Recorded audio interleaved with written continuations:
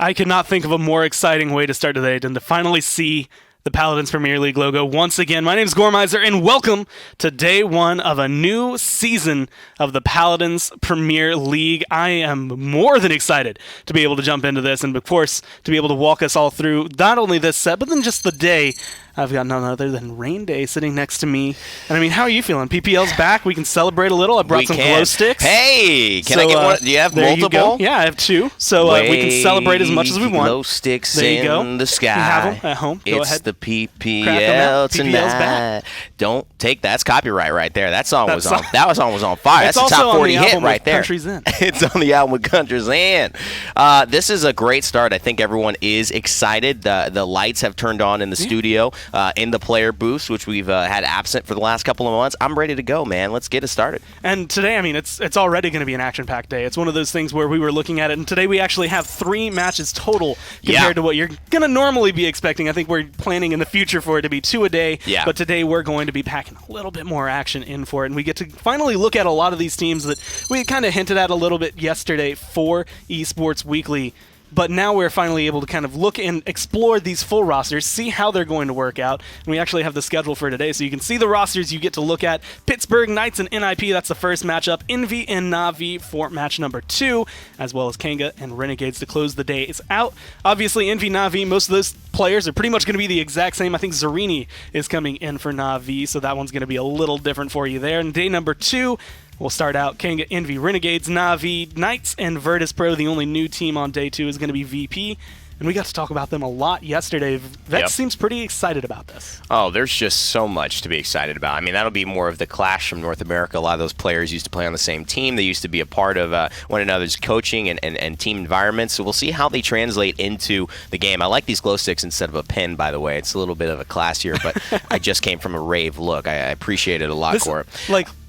Totally on a Monday morning. Like totally on a Monday morning. Exactly. Some leftover, some like stains on the jacket. Like, you don't know exactly what that is. What liquid is this? Is it bodily or is it outward? I don't know. But I think at the end of the day, there's one team that truly is the team to talk about today, and it's Envy. The ability for them to be world champions and have this title for so long without anybody else questioning them. It's going to be important for them to show up today and put their foot back down in the competition and say, no, we're still the top dog. And it's an interesting start for them to have to come in, like not only to say, okay, you still have to prove you're at the top, but you have to beat the team that you had to beat to get there anyway. So like you're having that World's Finals rematch one more time. And of course these guys have been insane all last year, doing nothing but improving. And based on some conversations we've had with them this year, they plan on having that same kind of improvement. We had hinted at it yesterday, but there's a video that we got to finally sit down and talk to these guys, and they seem to still feel like they're not necessarily on top of the world, but pretty high up there. One of the things Nick talked about that's important to notice here is that Envy and Na'Vi have always come from 2 different sides of metas, 2 different regions, and 2 different thoughts about Paladins. And now they're developing that same meta together at LAN. So things will be different because they won't. What Envy has been making so much easier for themselves is they have always had a better meta than Na'Vi when it comes down to it. But now they're developing their own metas, which will be very, very exciting to see how that translates. And because of that, we're going to end up seeing a lot. But the matchup we have today, Knights, NIP, a couple of new faces coming around, a couple of faces that we've seen in the past switching over NIP, picking up, Bittner this time around. Definitely a huge pickup, but still coming back with Diggy Dog, Bonker Bird, like a lot of the classics, I guess, of the team. How exactly are you feeling, I guess, like seeing the Knights kind of fresh take on their roster? Do you have a preference out of either of these teams? How about? That is a good question, Gore, and I think Knights they're interesting. I obviously have talked about Knights kind of taking that VP win, but I think Knights in this regard are going to be hard-pressed to get this W. NIP is a very strong team, but the one thing that Bonker and NIP have talked to me about is that they feel that Knights could be weird. They always bring that little cuss cutie factor of they're going to throw something at you that you're not prepared for. That's almost their niche. And so the fact that that is scaring NIP, that they thought of that before I even asked them the question, and they were mentioning it to me in the hallways yesterday, I think it should be an exciting set. And I think, just based on the things we saw there, one thing to remember is Diggy Dog's not only a good player, but now he's going to be a good player with blasters on land all the time. So when you're looking at that, Alex, who we've seen run a lot of Kinessa in the past, a lot of hit scan, kind of finding that balance. Bittner, who has also been able to kind of flex around to pretty much anything he needs to. Yeah. This is going to be a very difficult team to beat on land settings, just with how they go, especially with someone like Bird kind of backing them. Alex is an interesting player, too. I'm excited for his debut again here in the PPL. He's been a part of Mouse Sports. That did not go well online and was unable to translate it to land. But the first time we saw him, he was great with Clown Fiesta on land. So NIP probably seeing that performance have given him the go-ahead, and it's a dream come true for him. I'm excited for him to continue giving himself an opportunity to show up as a hit scan player. I'd love to see his champion pool continue to diversify, though, at the start of the season. And then taking a glance over onto the other side, the team that's going to have to essentially beat NIP today if they want to be able to make a solidifying mark for the day number one. It's going to be the Knights. And now this is a new team coming into it, and it's also a fresh roster being brought with them. You have names that have been in the PPL before. I just don't know if I've ever seen all of them lined up together. Cuss is kind of the face, I would say, because he always ends up being the face of the team. But Dethroner, Ricotta, Pan, and G-Bunny all coming into this. There's a lot of interesting pickups here. Like Dethroner and Pan didn't exactly have the most successful run on SK Gaming. Do you think this pickup's going to be great or a little wish-washy? I think this pickup is going to be interesting. I think they may start out a little slower, unfortunately, than they want, because I know these guys think big. They think I want to be on the top of the leaderboards no matter what. I still think they're going to have some wins, a good performance, but the level of excellence I know they'll push themselves to, I think we're going to see that more towards the later end of the season. But we haven't heard a lot. It has been a little quiet. Ricotta, G-Bunny, members of Splice, being able to have that team connection as well. And then having, obviously, the leadership of Cuss. He's been there, done that. He's very much like a Jera. He's one of the more old-school players. He was at the original Founders Tournament. And, he's a guy that has done everything you can possibly do in Paladins esports. So you can't ever count a team out with him on it. And honestly, the names I'm kind of gravitating towards in my eyes that are going to maybe stand out, Ricotta is another player who has had phenomenal aim online, and normally when we see phenomenal aim online, it translates to incredible aim on land, and that's kind of where I want to see, like, can the Knights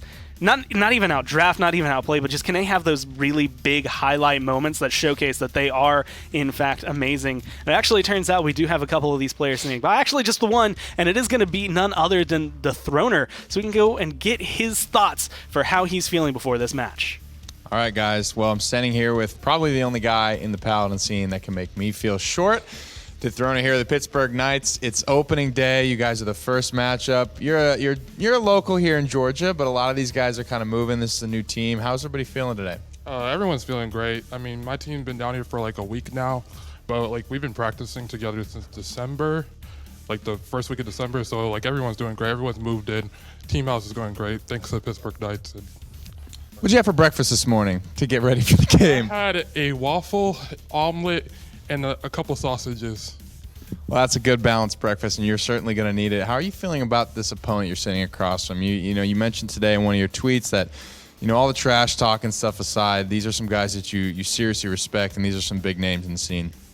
It's gonna be a good set. I mean, we really don't know what we could really expect from them because they're all the way across the world. Right. But we know them. We've seen them play throughout the season, throughout the years, and we pretty much know what they should bring. As long as they bring what we think they're going to bring, it should be a good set. And I know a lot of people are talking about the Knights and kind of saying we don't really know what to expect. Now, is this because you guys got Cuss Cutie on the squad, or is this just a flavor that we should be expecting all year long from the Knights? I mean, it's fair. I mean, when you had me and Pan, we were on the 5th place NA team. You had Ricotta, G-Bunny, they were on the 4th place team. But that doesn't really define us as personal players. Sure. So when we was playing those situations, it's like time to move forward. Now we have Cuss Cutie, who was on G2. They were number 1, number 2 at times when Envy started taking over. But he's just been a great leader. People actually don't really know Ricotta is our team captain, not Cuss. I've seen a lot of people say that, but we have really smart players, and honestly, I'm just ready to get carried today, bro. Well, it's going to be a good set for sure. That actually happened with G2 as well. We kept saying Cuss is the captain, but it was really Doseph's the whole time. Well, Dethroner, thank you so much. We're going to get it back up to the desk, guys, and get this set ready to rock. It's going to be a very interesting set. And what I like is the way they sound is like, we have no idea what's going to happen today, but like we kind of think we know what we're doing. And like that's when you're a new team, you're going up against a team that admittedly you've never really gotten to play against. You only have like VOD footage of. That's the best you can really hope for. Yeah, I mean, these players, Dethroner's being a little bashful there. All of these players have been around the scene for so long. I'd be surprised if he has no idea what they do or how they play.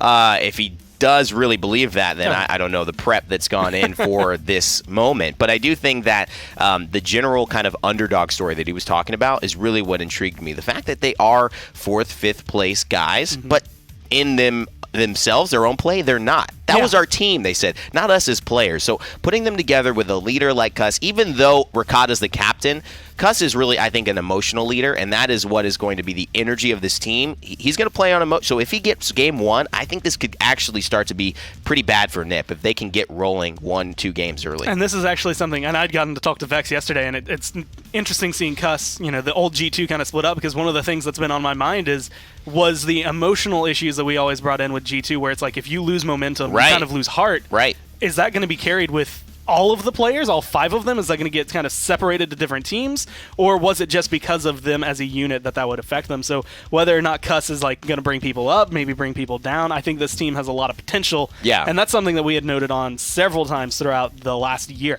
Payan would do incredible things on SK, but SK would still lose. We'd see Dethroner make some crazy play, they'd still lose. Ricotta make some crazy play, they'd still lose. And it's just like you have those moments.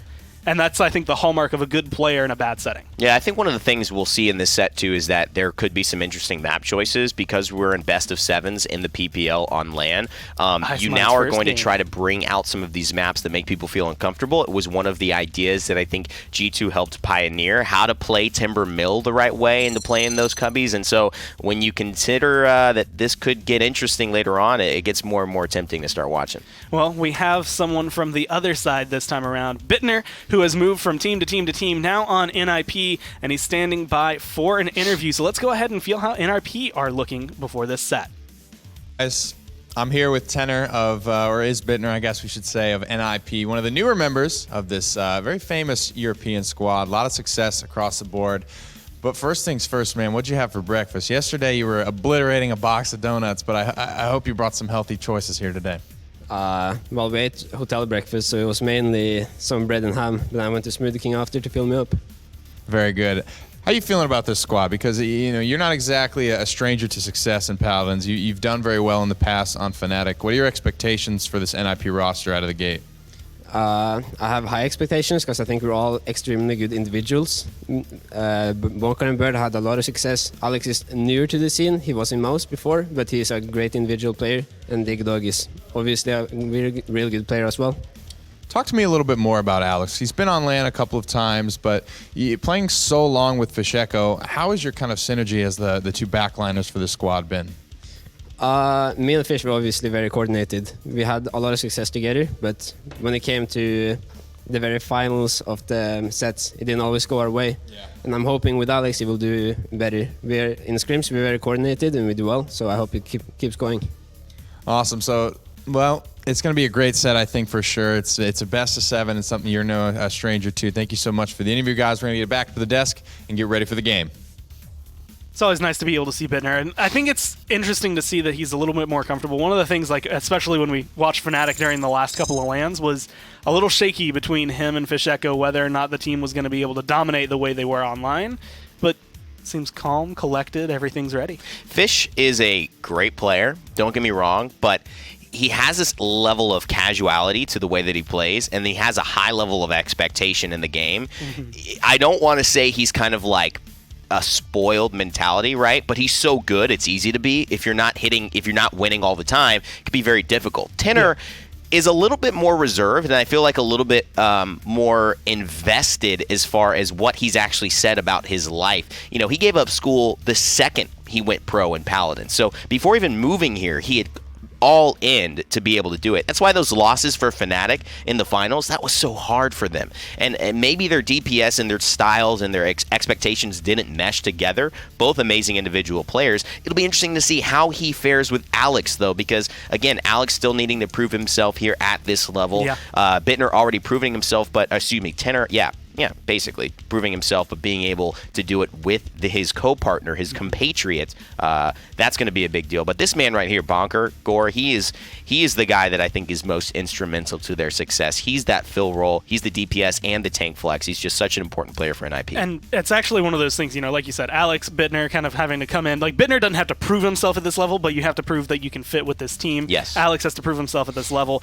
Even at a point, Diggy Dog doesn't have to prove himself anymore, but in retrospect, I guess in scope, he's still fresher to the team than Bird and Bonker, which are going to be probably the two staples that you have. Bird, just in his mindset, being very cognizant of the game, knowing exactly like how to theory craft better than some of the players we've had, very, very good at helping drive the team, and then having Bonker be that kind of flexible player that you really need to keep things going and flowing for you. It was just an incredible story for him, watching him, be a sub for that first World Championship, and in Game 7, steal the show, win the World Championship for the first time ever in Paladins history, and then have that permanent roster spot, and then obviously become the player that he is now to kind of hold it down, almost be a veteran. It's an amazing story Bonker's had, and again, they're flying in and out. So my big question as the season progresses, if NIP continue this flying in and out core, is, what does this have to do as far as their morale, their energy? Are they, breakfast, you talk about it, it's a joke, but it's for real. I mean, are you tired? Are you taking care of yourself? Are you getting sleep? Are you jet lagged? These things, now that you're on land, make a lot more of a difference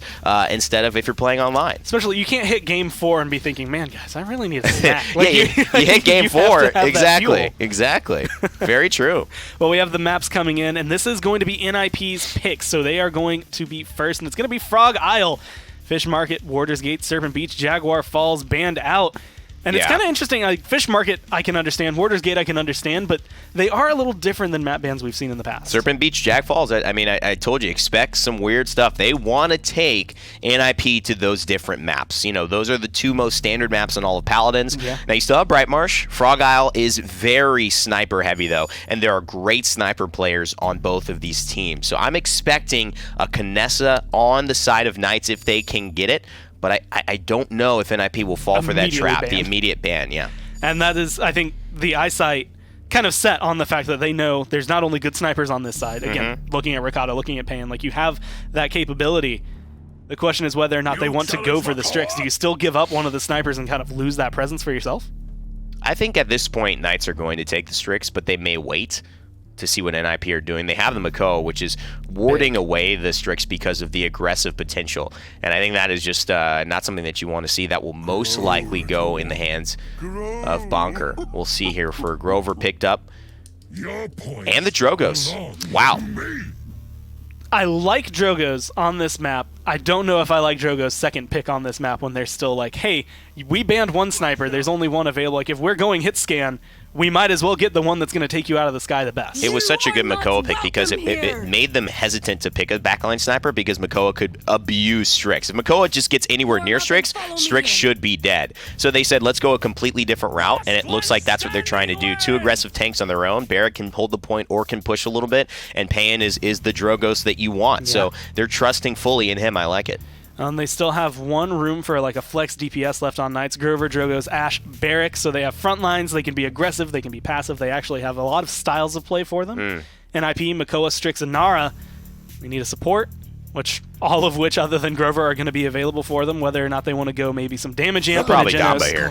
Or a Damba because, comfort. Yeah, I think that's going to be much more where you see a lot of European teams. I don't think the Genos is going to translate unless they get comfortable mid-set. I think early on it's going to be simple. Cassie's been so dangerous, and now it's on land. Projectile characters like Victor, like Cassie, only get better. This looks like we're going to see Ricotta on the Victor now, and that's the one question mark that I have. I don't really like Knight's lineup as far as getting that Victor into the right spots. With the aggressive Makoa and with the ability for Cassie to outpoke Victor that much, I kind of like NIP's. No, I do like NIP's draft more. And honestly, my eyes are all going to be on whether or not, if Drogos performs and is able to get away with a lot of the shenanigans Drogos can do, I think that's going to be the tide turner for it. So it's going to be up to the Strix to potentially take him out of the air. Cassie, if Strix can't take him out of the air, do something with him. It is a tough thing to do to Payan game one because he has to perform, and he's against Alex, who is, if anything, a great sniper. We know that for sure. We're talking about diversity, but no chance in game one. Well, we're going to be going to Frog Isle one more time. We have Dave, we have Nick standing by to take us through this Frog Isle map. Thank you, gentlemen, on the desk, and here we are. Day one, what a better way to start set off. one, Davies game first one, PPL Frog start. Isle. It's a bit of poetic justice, I think, starting us off here on Frog Isle. And we know how the guys on the desk feel. I think I know how you feel. I think you're looking at the NIP lineup right now. I'm hard agreeing with Evan on this one. I feel like every single matchup that I draw a line to across the board, I'm leaning towards NIP. I'm very, very curious how they make this one work. Pan leaves the base with combustible Drogos. That's a big note. And we're going to take here Deep Roots as well as Battering Ram. Pay attention to these Knights' talents. That is going to define the way this composition plays. They've really been a wild card. A lot of teams very concerned about what they would be bringing out, and already a fairly interesting lineup in game number one. Bringing out a high level of aggression, but on the flip side, you already see 39% here for NIP, so they find that early positioning, but Alex falls on the backside. G-Bunny finding one, so Cassie drops. Didn't quite see how it happened, not but a great debut. Not a perfect debut here. And in the meantime, that means that the Knights lineup is going to be able to retake the point. They're 48% now and climbing after just one pick. All right, big shot there from Tenor. Koa moving in now as well, 63 to 45 here. Bonker is just going to have the way. He's going to be able to bully off the objective every single time here. Defrona versus Inara. It's just so much pressure. Alex finding the kill on the backside of the Makoa hook, so they didn't have the point back on their side, but finding a little bit of space now. Now Drogos is going to be the next target for this Cassie, and that's a matchup you certainly have to watch here. You have to be careful. That's a quick burst. Nice hook again coming out from Makoa. Now overtime's ticking away in favor of NIP here. A fight's starting to break out, but Ash getting bashed out.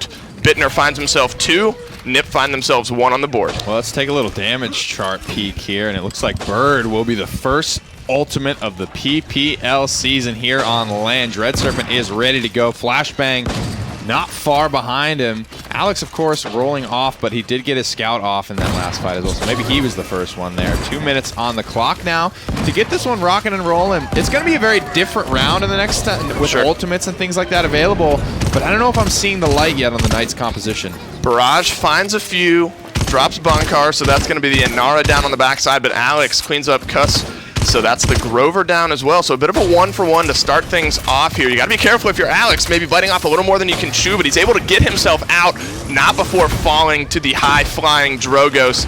And now the Knights are just trying to maintain their pressure, get NIP pushed off of this payload, and they're able to do just that thanks to a couple kills from both the Victor and the Drogos. Yeah, it's good stuff. And the more I look at this this lineup from the Knights, it just feels maybe like a comfort thing, right? Maybe you don't go for the most hyper-optimal draft your first game, because comfort is going to be a big important factor, because nerves are going to be a big important factor. I think as much smoke as a lot of these guys talk, this is a big change for a lot of them. They're on brand new teams, a lot of them moving all the way across the world to be here today to make this happen.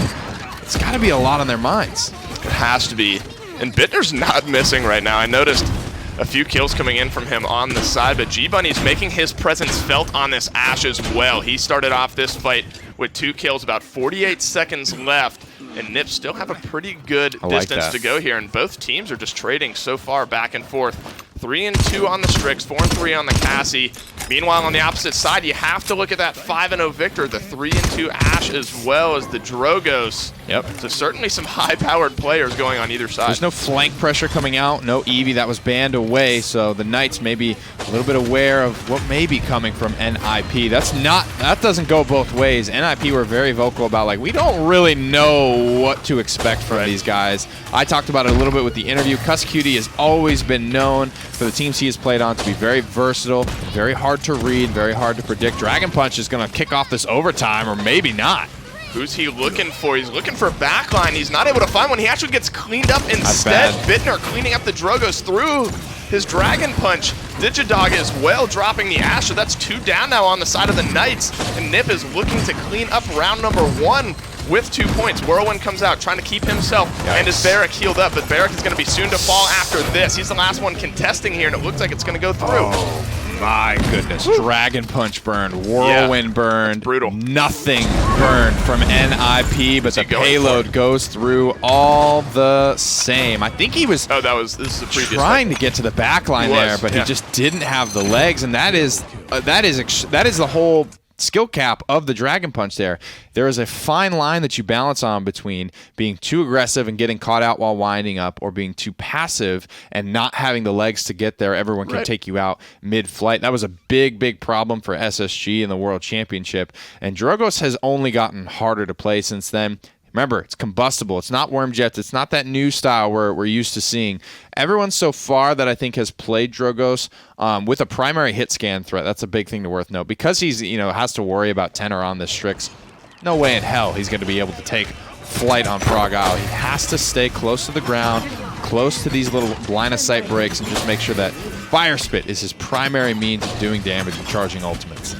Ricotta doing his best to stay equal with the Strix on the damage charts, doing a good job of it, taking the lead. Seem to be bouncing back and forth here, but some early pressure onto the Knights. That's about means it, that they're though. going to get pushed off. 54% and climbing here for Nip, so Knights need to make a move now. They don't want to go down. Oh, he's getting Dread Serpent off the side. Oh, Bird! Oh, that's so unfortunate. Alex finds himself 2. Oh my. Oh, Bird, what a way to just go ahead and win the fight, buddy. I mean, he doesn't get credit for the kill, but that rotation, it's a subpar Ancient Rage from Diggy Dog. It just basically keeps that pressure you were talking about. Then Bird with the biggest Dread Serpent of the season so far. It's been one of the only Dread Serpents of the season, but so far he's got the title. Would have killed Payan with the fear there, I'm pretty sure, but my goodness, NIP are looking clean right now. That's some poetic justice that the flying champion runs off the map. I mean, for a support player to be up pushed that far with the aggro tank, almost further than Diggy Dog at a point, that is just a high-level call from a very veteran support player. You have to look here. 3-0 is Nip, and Pittsburgh Knights pushed back into their own base right now. Some ultimates to work with on both sides. You saw the vision popped from the Cassie just now, so she's going to be able to see where the Knights are stationed at the moment, and this right side seems to be where the fight is going to start breaking out, but Pittsburgh Knights doing a good job of not giving away too much. With a minute and a half left, not very far to go. One little slip-up could mean a 4-0. Dome Shield's coming out here. Payan will find the first frag of the engagement. Diggy Dog Bonker fall quickly thereafter. The Dragon Punch doesn't connect, but it doesn't matter. There's no one left to kill. An incredible fight there from the Pittsburgh Knights. They use a couple of ultimates, frankly, to keep that one going. Whirlwind looks like it was used, Dragon Punch as well as Dome Shield. But that's fine. Where they have Diggy Dog and Alex kind of corralled right there on the corner, that's where Combustible Drogos is picked for. He's going to control those corridors, those line of sight breaks, and he's going to be entirely 100% safe while he does it. 2 ultimates up. So you have the Strix ultimate, potentially not the most impactful, but the Damba, the Dread Serpent, coming back up as well, hoping for one final push here. And you have to give it to the Knights. They're doing a good job of answering back on a lot of this early pressure. I mean, after that unfortunate fight, the Drogos going out the end, they could have folded, but they're not going to do it. The barrage comes out and gets does not get canceled. Finds one hit there onto the Makoa, but the Makoa is going to shell spin out. Gets bashed back by the Cassie. Doesn't miss a single shot. 2 finds Alex. Starting this fight off so well. Now the Barrack is going to be the next in her sights, and that's going to be the last one to make this a clean 4-0. Poor Barrack on the backside. They just got to clean him up. One little Drogos, but it's not going to matter. Nip find themselves a clean Ancient Rage, 4-0. Dread Serpent still in hand. Their biggest ultimates still in hand. NIP looking strong on Frog Isle. And that's a big thing. Honestly, I was watching them kind of scrim a little bit yesterday. Just the way that they're playing. Diggy Dog gets low, but Alex is there. Diggy's baiting people in, looking like this fight's over. Alex is right there. That communication is something NIP definitely had going for them when I was watching yesterday. They looked very, very on point. And just everything, splitting little hairs here and there, just trying to make every little optimization that they possibly can. And it is certainly showing here. Certainly playing together as a team, the communication really showing, really coming through on the backside, but also some moments of individual skill that really stood out. It was Alex on Cassie a few times where he hit the knockback and then hit the follow-up shots, hit the big, everything was just landing for them. That's why they picked him up. That's why they picked him up. But Nip does find victory in game number 1. To break it down and look forward to game number 2, let's send it back to the desk. If you have ever wondered what outdrafting looks like, I think that is like the case in point of what it looks like to be outdrafted. Yeah, I mean, it was a very strong, kind of bait with the Makoa.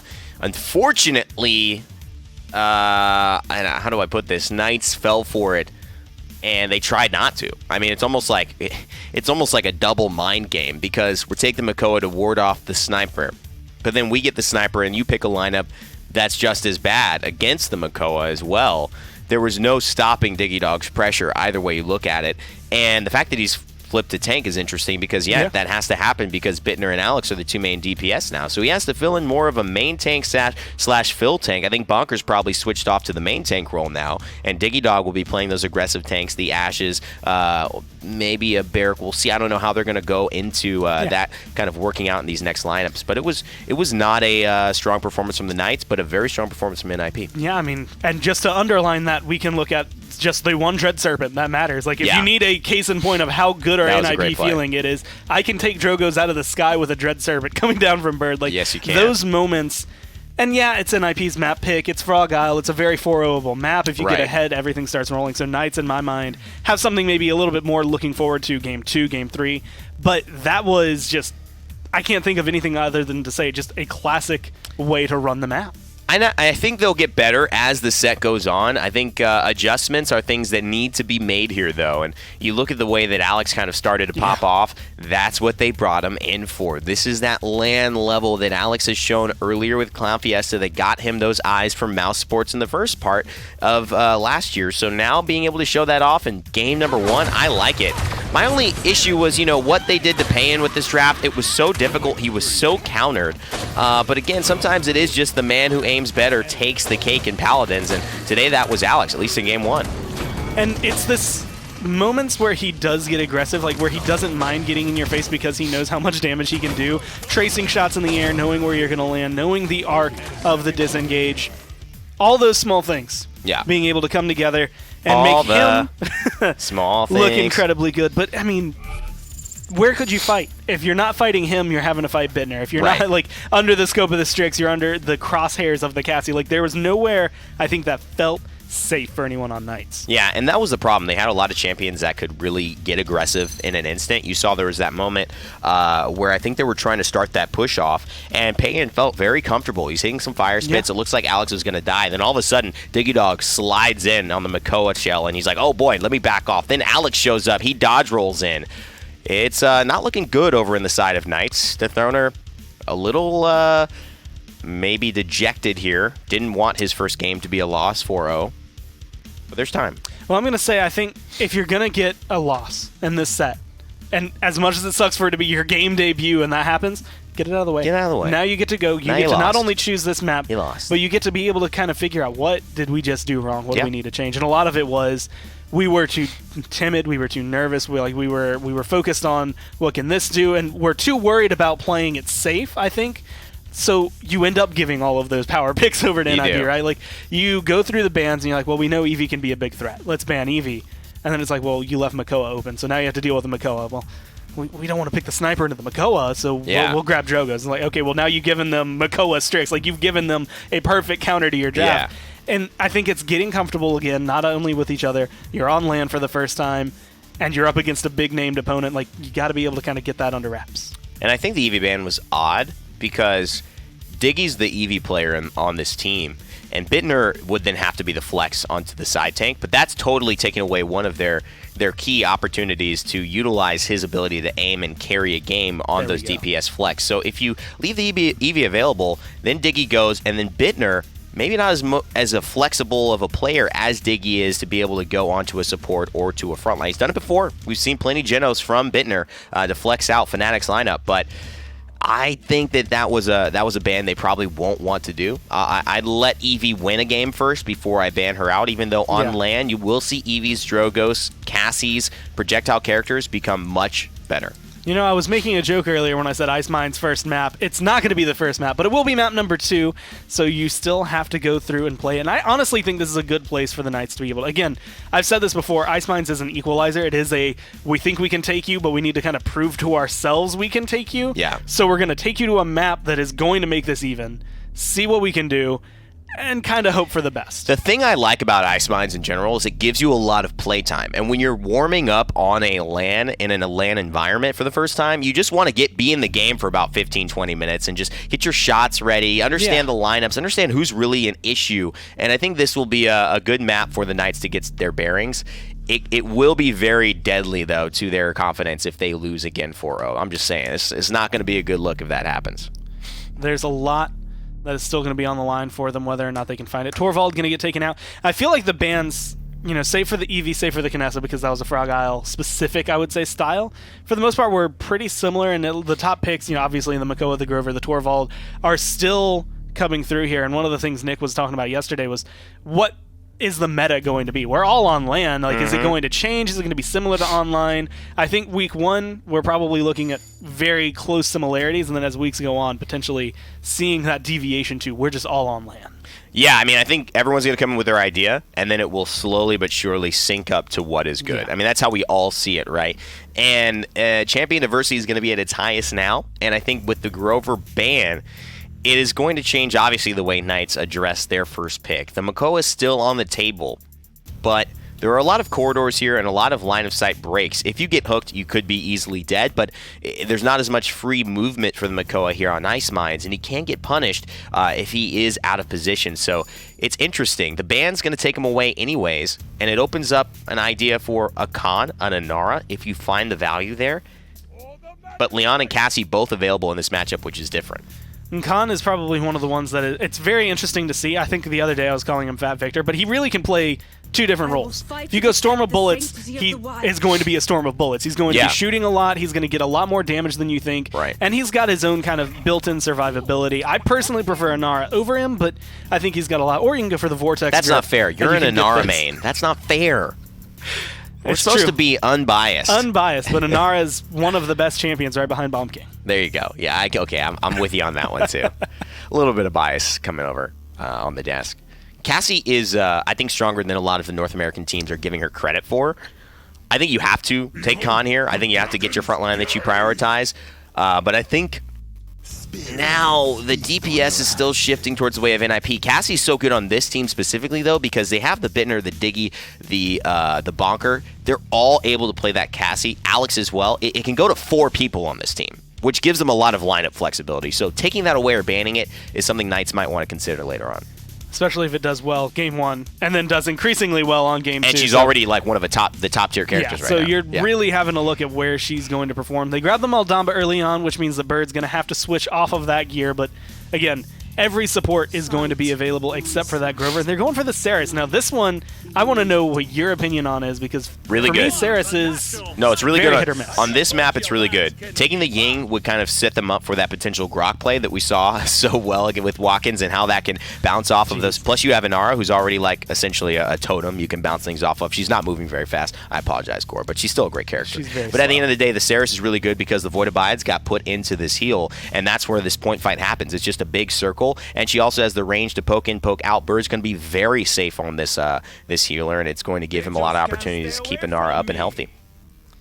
Fernando coming through, so 2 tanks, 2 front lines that are kind of hit or miss, I would say, depending on your opinion. I think Khan definitely in there, but Fernando has been very much on the fence lately. I think if there's anyone who can show me how to play it, it's probably going to be Cuss, though. Yeah. And you get that Leon. So how are you feeling about the Knights draft this time around? At this point, I still think that they are out drafted because of the Bomb King as well towards the end, which is going to be so good for Diggy Dog. This is the danger of this team. This is the danger of the Cassie, right? You're going to allow the Cassie to fill so many different roles that one game you could see Diggy on a front line, the next game you could see him on a BK, and you can't outban all of that stuff and outdraft it. The Leon is really good, but more on the defense and the push, and so in the point fight, they're going to have to position and protect her very well, and the Fernando, he just doesn't have that edge that he used to have to create that space for her to play out of. So I'm still going for NIP. I think their draft is a little bit better this one.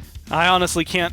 I mean, I just said I can't really bet against a Bomb King Inara. I can't really hard. bet for them, depending on how things are going. But Pittsburgh Knights have a lot to prove. Map number 2 is going to be Ice Mines, and this is their chance. Not do or die, but you definitely need to put your best foot forward. So let's go back to Dave and Nick as they take us through Ice Mines. To map number 2 we go. Paladins house band in the back, jamming out, setting the stage here. Nip off to a hot 4-0 start there in game number 1. Pittsburgh Knights looking to answer back. Draft potentially still going the way of Nip here in the second half. Certainly is. I don't know how I feel too much. I don't feel really any type of way about Leon here. Drogos Combustible has been good in the past. We'll see if NIP play into it. I think that's what it's going to have to be. The big thing that I'm looking at the Pittsburgh Knights to sort of bring this composition into the light is their first pick con. It's their first pick. It's what their core of their comp's built around. It's, I think, the easiest way to get Inara off the objective, but not in this round. Not before you have overpower available. You do have Hazard Zone right behind where Diggy Dog is standing at the moment, as he looks to maybe snipe away first blood on Barrick. Well, as such, you see Nip off to a very fast start, 30% in climbing. This Bomb King going low, but nearly falls. Pan wussed out. He wussed out of that fire spin. He would have had first blood right there. I was hoping he was going to go in for it, but he doesn't. Now it's back up to full health, and now Pan push back with the rest of the Pittsburgh Knights. They have to make a push here. I mean, it's 75% in climbing, a minute and a half in.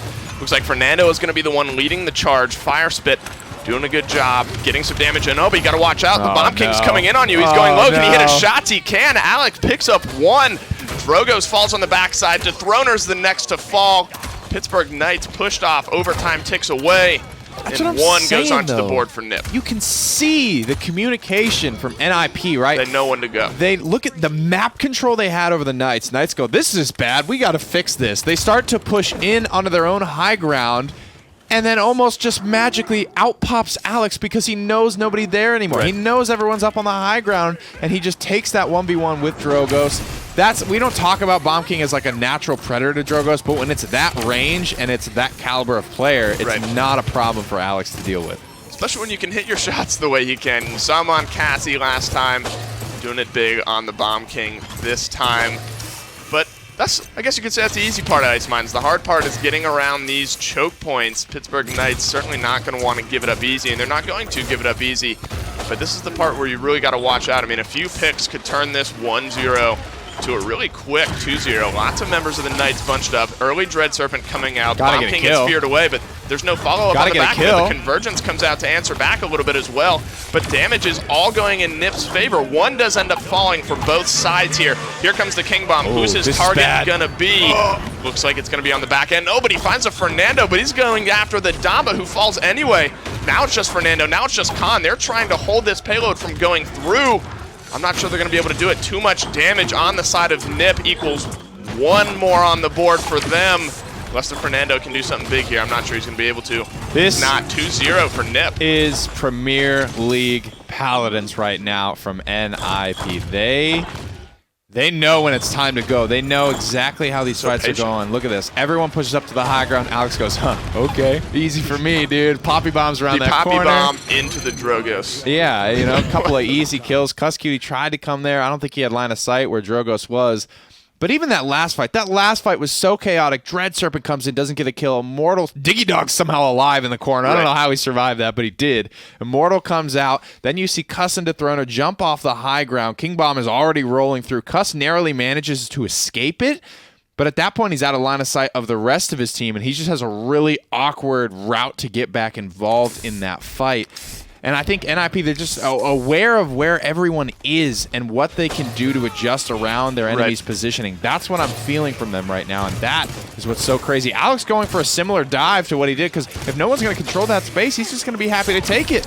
And now they're pinched. Now, yeah, they're pinched on the back side here. They have to be very careful. I mean, this is steamrolling in the wrong direction right here if you're the Pittsburgh Knights. And the Bomb King, Alex is not going to miss many shots.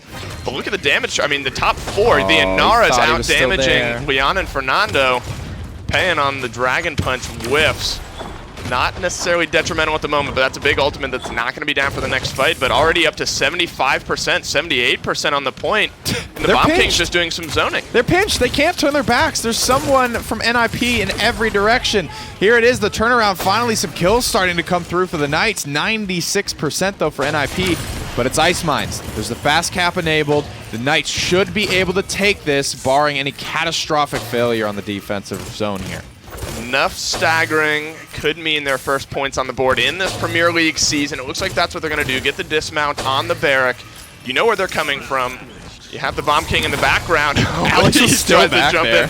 He's feeling, that's right, they never cleaned him up from the last time. A fight not really breaking out on the backside here, but it does go in the Knights' favor anyway, so they get on the board off the back end of just 2 picks there. Some staggered kills.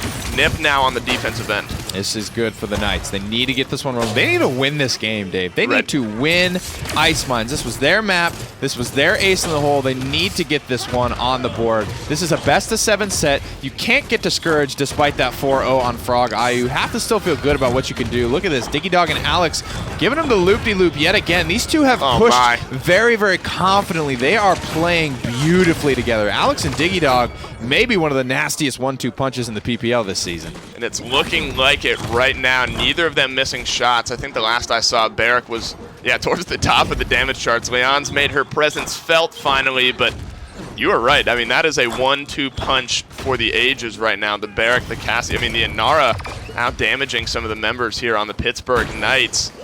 Ninjas and Pyjamas able to stop the push at the moment. Minute and a half left, about 50% of the way to go. A couple ultimates to play with on either side, but the Knights need to rely on just getting 1 or 2 more picks again. I mean, that's what won them the point this last time. The Dragon Punch is going to look to do that. Finds Diggy Dog, so that's a big loss. The Barrick on the backside is someone that you hate to lose if you're on the side of Nip. Pittsburgh Knights can push this now and maybe find a more advantage, but Fernando's getting pushed off. And Nara's in a rough spot as well. Very healthy for the time being. Has a Cassie backing her up, but G-Bunny with a confident dive is going to find 2. My goodness, what a play, what a turnaround for the Pittsburgh Knights. They find 2. Dethroner, finds 2 for himself as well. Okay. And again, that's just on the back end of 1 pick. They knew the Barrack was gone. They knew that they could go. They could push that fight there, and they did just that. The slash lines on either side here. Not actually looking that bad on the side of the Knights. This actually is a pretty close game, all things considered how far or how fast that first side went. But again, this is the hard part of Ice Mines. You have this very tough choke point to make it through. A few ultimates up on either side. Some ultimates starting to come out here. Watch out if you're on the side of the Knights. Alex is not going to miss many shots. Payne going very low here. Neither team wanting to give up a pick right now. It's so close. Last couple of seconds here on the clock. Diggy Dog in a bad spot. Payne could take him down. Fire Spit cooldown is up and available. He's going to connect. Is it enough damage? No. So Diggy Dog is still hanging out in the back line. G-Bunny's already fallen on the front. Alex finds 1 to start off this fight for Nip, which is exactly what you look for. He's pouring out damage onto Dethroner, onto that Fernando as well, and he's going to be the next to fall with overtime ticking away. Could be 3-1, and it will be 3-1. There just wasn't anybody left to get a touch after those 2 frontliners fell. 2 things I want to talk about here after that defense. NIP, or Alex specifically right now, despite being kind of the rookie, is making really patient and good decisions. What I mean by that is in that point fight, when he gets that flank by himself and he's pinching, he's completely on his own. That's where I feel like a rookie is taking some risk, right? Right. Not only does he get zone control, but he baits out that Dragon Punch and is nowhere near it when it comes out into his line of sight. And then again there at the end, you saw the Enlightenment. He gets pressure onto Dethroner, pushes him off. Pressure onto Ricotta, pushes him off. Ricotta goes for this Enlightenment that a lot of players probably would have said, oh, I got him low, they're all 1. I'm going to push into that. Right. And he doesn't. He just backs off. And he gets the value, and he wins that trade. And that's what's so incredible about them right now. And then again, Diggy Dog playing in isolation is something that NIP are doing very well and that are not afraid to do whatsoever. This Dragon Punch will connect. Finds the Inara on the backside. So Pan dropping the point tank. Nice convergence. That's 3 in there on the convergence now into the Dome Shield. Actually a really nice play there on the side of Nip. And as such, the damage follows it up. Fernando's going to be the last to fall here on the side of Knights. Wow, that was a really nicely played team fight. The convergence into the Dome Shield equals a lot of dead Pittsburgh Knights, and that equals Nip retaking the point, 36% and climbing here. That was nutty. Looking to clean it up on Ice Mines. That was really good from Burr there. Morale boost 2. He's going to be looking to get his next convergence up here pretty shortly if NIP don't end the damn game before they do. 4-1 could be the slash line here.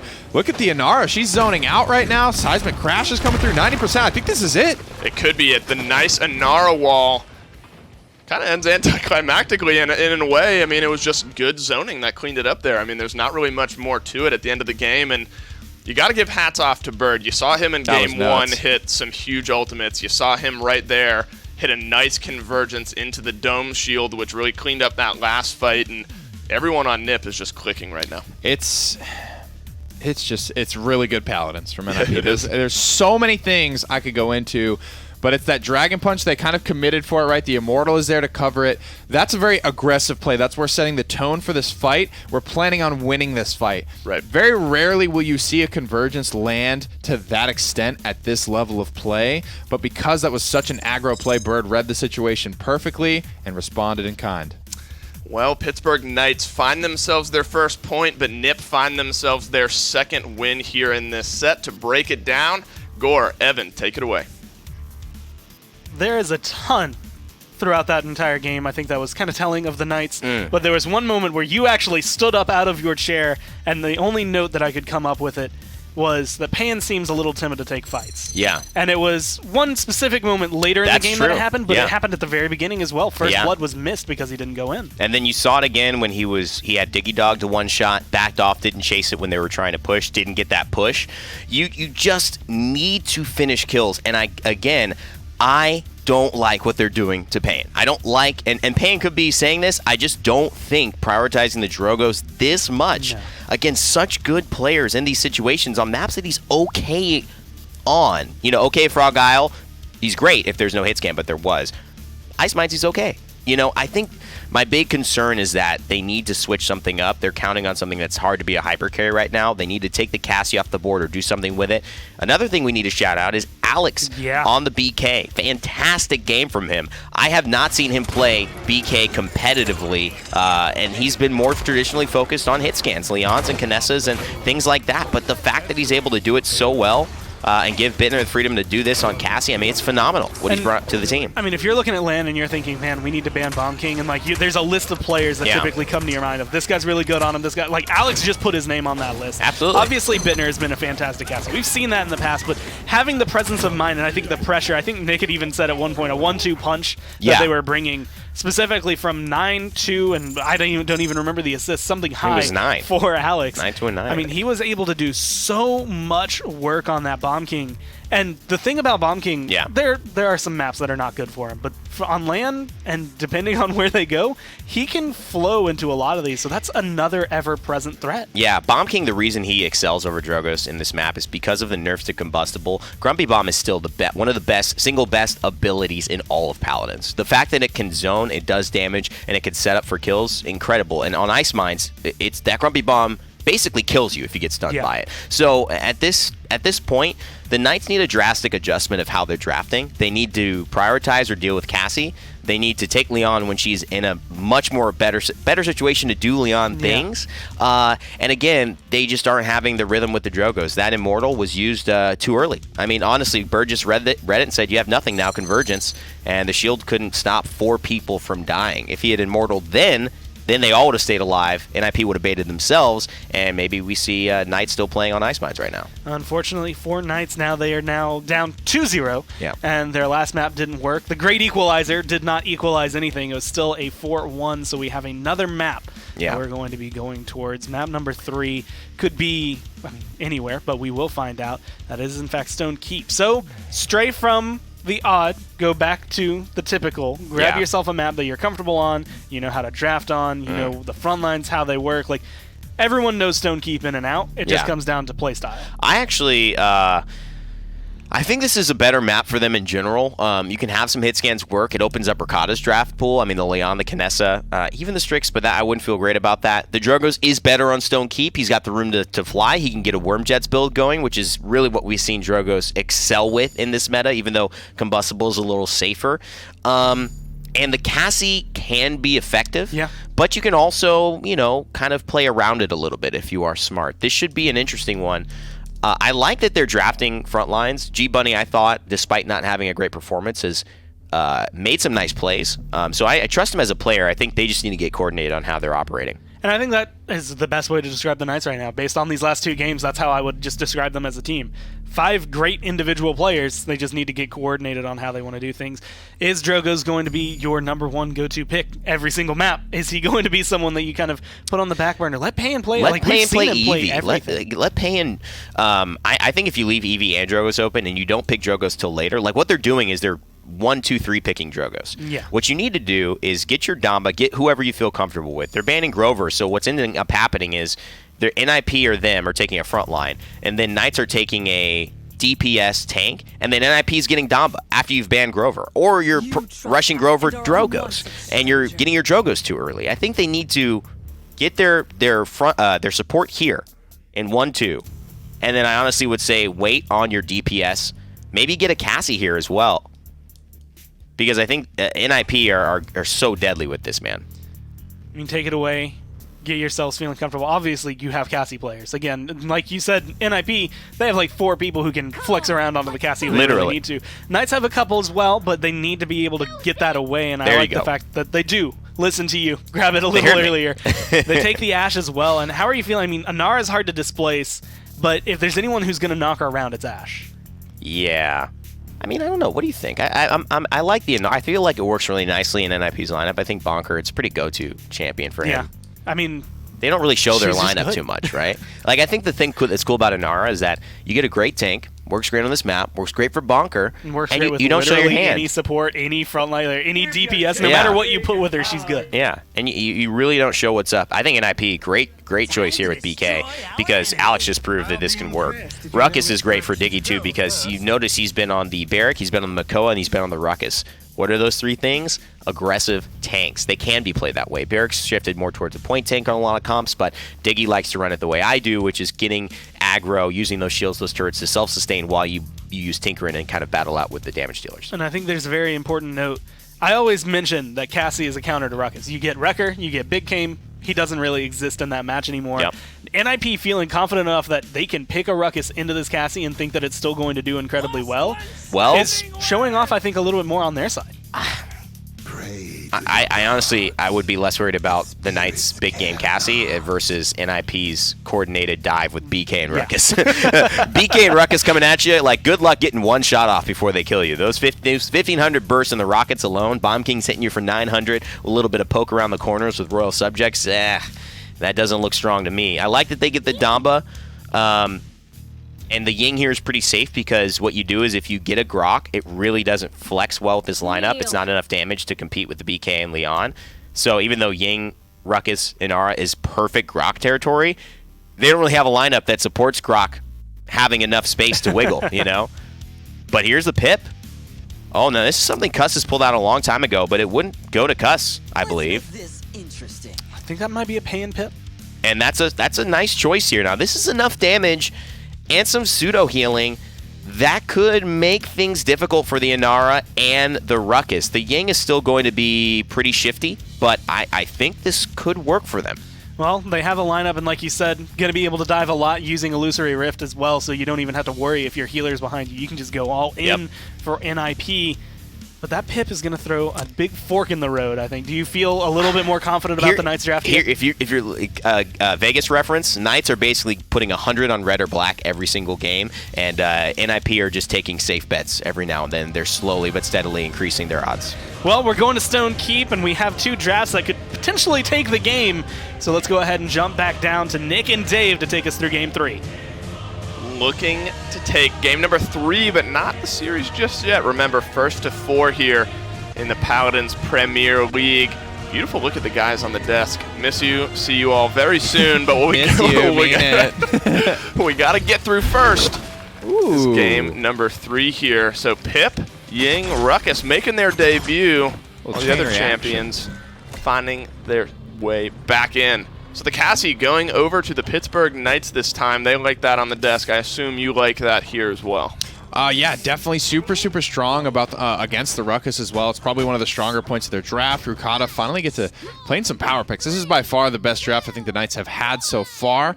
The Ying is one of the big question marks for NIP, but it's Bird. You got to know this guy. You got to know he's been around since day one, playing this pick for a lot of it. Probably more often than not, Ying has been kind of in that support meta, and he is more than happy to take it back. But again, positioning, communication, rotations have been on point for NIP. Pittsburgh Knights have got to improve in that area.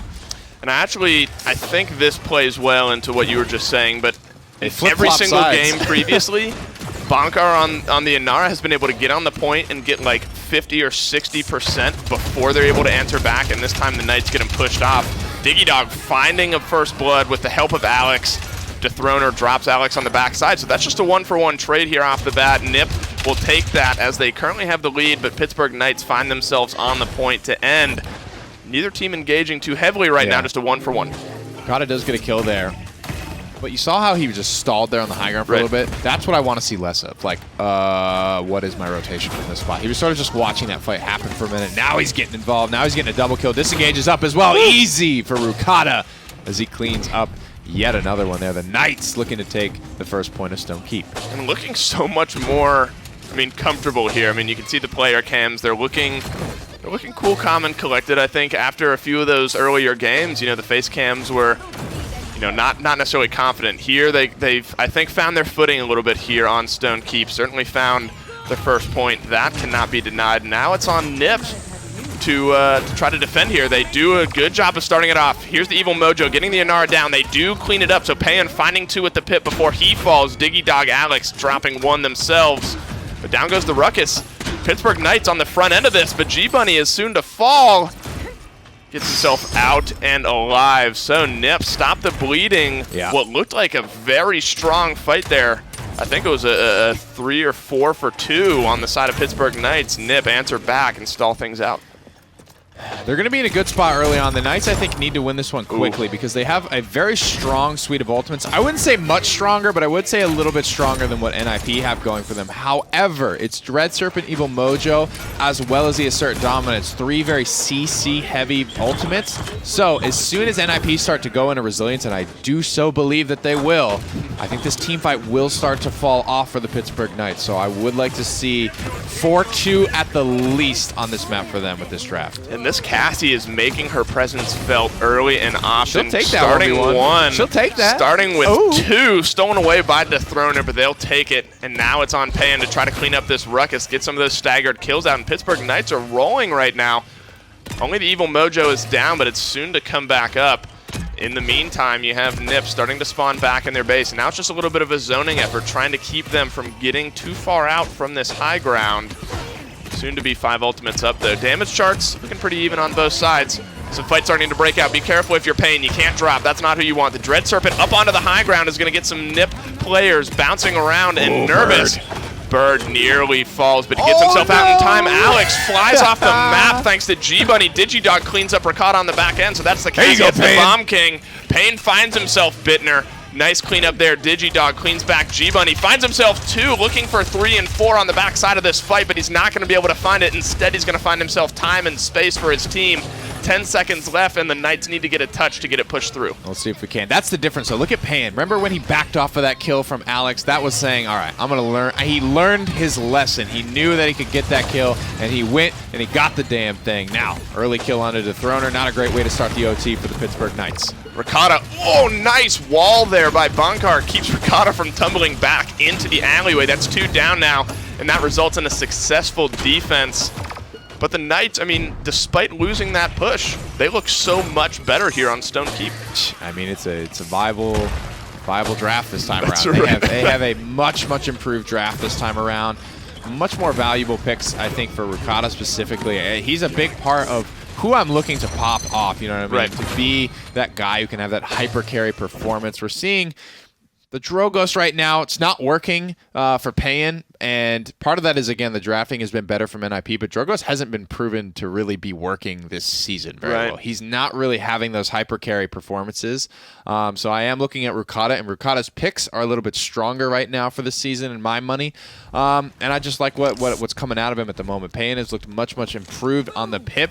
Good ultimates available for the Pittsburgh Knights. Only one resilience thus far, but it is the start of what will be many more. Ricotta walks into a wall of pain and falls, and so does Dethroner on the back end. So Nip laying a bit of a trap there in the back of the keep results in 2 dead Knights and 45% in climbing here on the point. So Nip looking to be on the offensive this time, but Pittsburgh Knights not wanting to give it up on That the could be another backside. mixtape name. What's 2 that? dead Knights and 45%. Mark it down. I forget we had some Wu-Tang bangers. stuff a few weeks ago. Oh, nice Evil Mojo, Easy. but uses it on the Ruckus. He falls. Payan looking for the Easy. Bomb King, finds Nice. himself 2, Now the Inara is the last one to go here on the point. Overtime's ticking away, but there are a bunch of dead Nip players, and that's going to result in the Knights get it back. Pan, that's 3. Yeah, finds himself 3 in the fight, finds the Knights back on the point, 24% and climbing. So Nip will have a chance to get back here and reverse it and take their second point, but the Knights in control. King Bomb Enlightenment versus Dome Shield. Coming back up on the Evil Mojo pretty quickly. Assert dominance and the Dread Serpent right there to slow NIP down. They'll be able to get back here for the take. Look at Diggy Dog. He's still on his horse floating, waiting for that flank. Watch out for the King Bomb as well. You see it in the backside. I don't think he found anyone, but he got himself in position. The Inara drops, so that's a big presence that's down early on. Overtime starting to tick away. Dome Shield not going to come out just yet. Now both teams on overtime, but the Knights are the ones who are in charge here. The Knights are the one who are rolling, and the Knights are the ones who will take their second point here on Stonekeep. Great stuff from them. Dethroner as well. I think Dethroner 9 months ago would have thrown that Dome Shield out, but the Pittsburgh Knights give me a lot of confidence there because it feels like they know that they have this one wrapped up before it is. And that is such an important part in playing in the Premier League. You need to do as much as you can with as little as you can. That means holding these ultimates, stretching your resources, making sure that you have something for every fight. Now they have this Dome Shield for this fight, and they can use it here. Then next fight, they'll have an Evil Mojo. Then next fight, they'll have a Dread Serpent. Then next fight, they'll have an Assert Dominance. They've set themselves up to have a very, very fluid round in offense. The ultimates charging very quickly. The Dome Shield now accompanied by the Evil Mojo, so a couple ultimates up to be able to play with on that side. The Damba ultimate's going to charge fast as well for this final push, and they've gotten this payload 80% of the way there, and they still have plenty of time. They got a few tries at this. They fell a little short last time, looking to make some changes here to get this one pushed through. Just a little poke now to start things off. A couple ultimates looking to get popped here to start off this fight, but nobody really wanting to commit to it until they find something. The Evil Mojo did come out. I think no Bonker kills on just the back countered end of it, though. I think he just popped Earth and Guard, CC immunity. There is a long enough windup or audio cue giveaway that a good player will know how to just counter that out from Pip. The Illusory Rift will come through to keep NIP healthy as they look to push the Knights back. And they do push the Knights back. Alex, it's a lot of damage to deal with on the side of the Bomb King. Not going to be easy to deal with that. He finds himself 1. Actually, he's not on the top right now. He has the burst damage. The Cassie doing work, though, and that's Ricotta, and that's who you expect to be leading this Knights charge right here. And he's been on point. I mean, Cassie is such a rhythm-based champion. When you get into that, 1, 2, knockback, follow-up shot in the air. I mean, when you get into that rhythm, and it's hard to get out of that rhythm, it's a hard champion to stop. 27 on the clock. Plenty of ultimates available, but we're getting into that territory where next round could be game point for the Knights. So if they can get this one done with as few resources as NIP have been getting their offensive done, and we're in some real kind of different waters for NIP. The first time NIP have been on the back foot, the first time they have felt what it feels like to be put under pressure. How will they respond? Cuss finds Digidog, Bankar, and Ricotta answering back with one of their own. So the Nip down 2. Knights only down 1, but Payne and Ricotta both going so low, but they keep themselves alive thanks to the Pip heal. And now it's Inara that's the one to deal with here on this payload. But the respawns are going to start coming back in from the Knights here. You have to be careful. Gotta win quicker. If you're on Pittsburgh's side. Gotta do it quicker. Payne finds Digidog, but again, he's going to respawn here in 5 seconds. They're just not staggering these kills well enough. Alex drops Cuss. That's the healer down on the side of the Knights. You got to imagine with lack of healing. Oh, but Ricotta hits a good one. Alex finds 2, though. And that certainly is going to be it here for the Knights as the rest fall due to a lack of healing, unless Barrick is able to pull out some tricks. He's not. 2-2, and these are all going down to the wire here. I mean, neither team giving up very much at all. Not a bad attempt to go for it there, but it just needed to happen a little bit quicker. That was not a bad attempt from the Knights. They're a little bit starved for resources now. They popped, I believe, an Evil Mojo and Assert Dominance, I think, and I think I saw a Dome Shield as well. The Dome Shield was the one where it was like, that feels like it's coming through a little bit too late, right? When you're on Stone Keep like that, when you come out of Stone Keep spawn and you're on the high ground, you're already ready to defend like that. This ain't no Timber Mill spawn, right? You are ready to rock and roll on Stone Keep the second you come back into play. So it needs to happen quicker than that. It's just that simple, right? These frontliners from NIP, specifically Bonker staying alive there, being a very, very important part of that defense and holding his ultimate.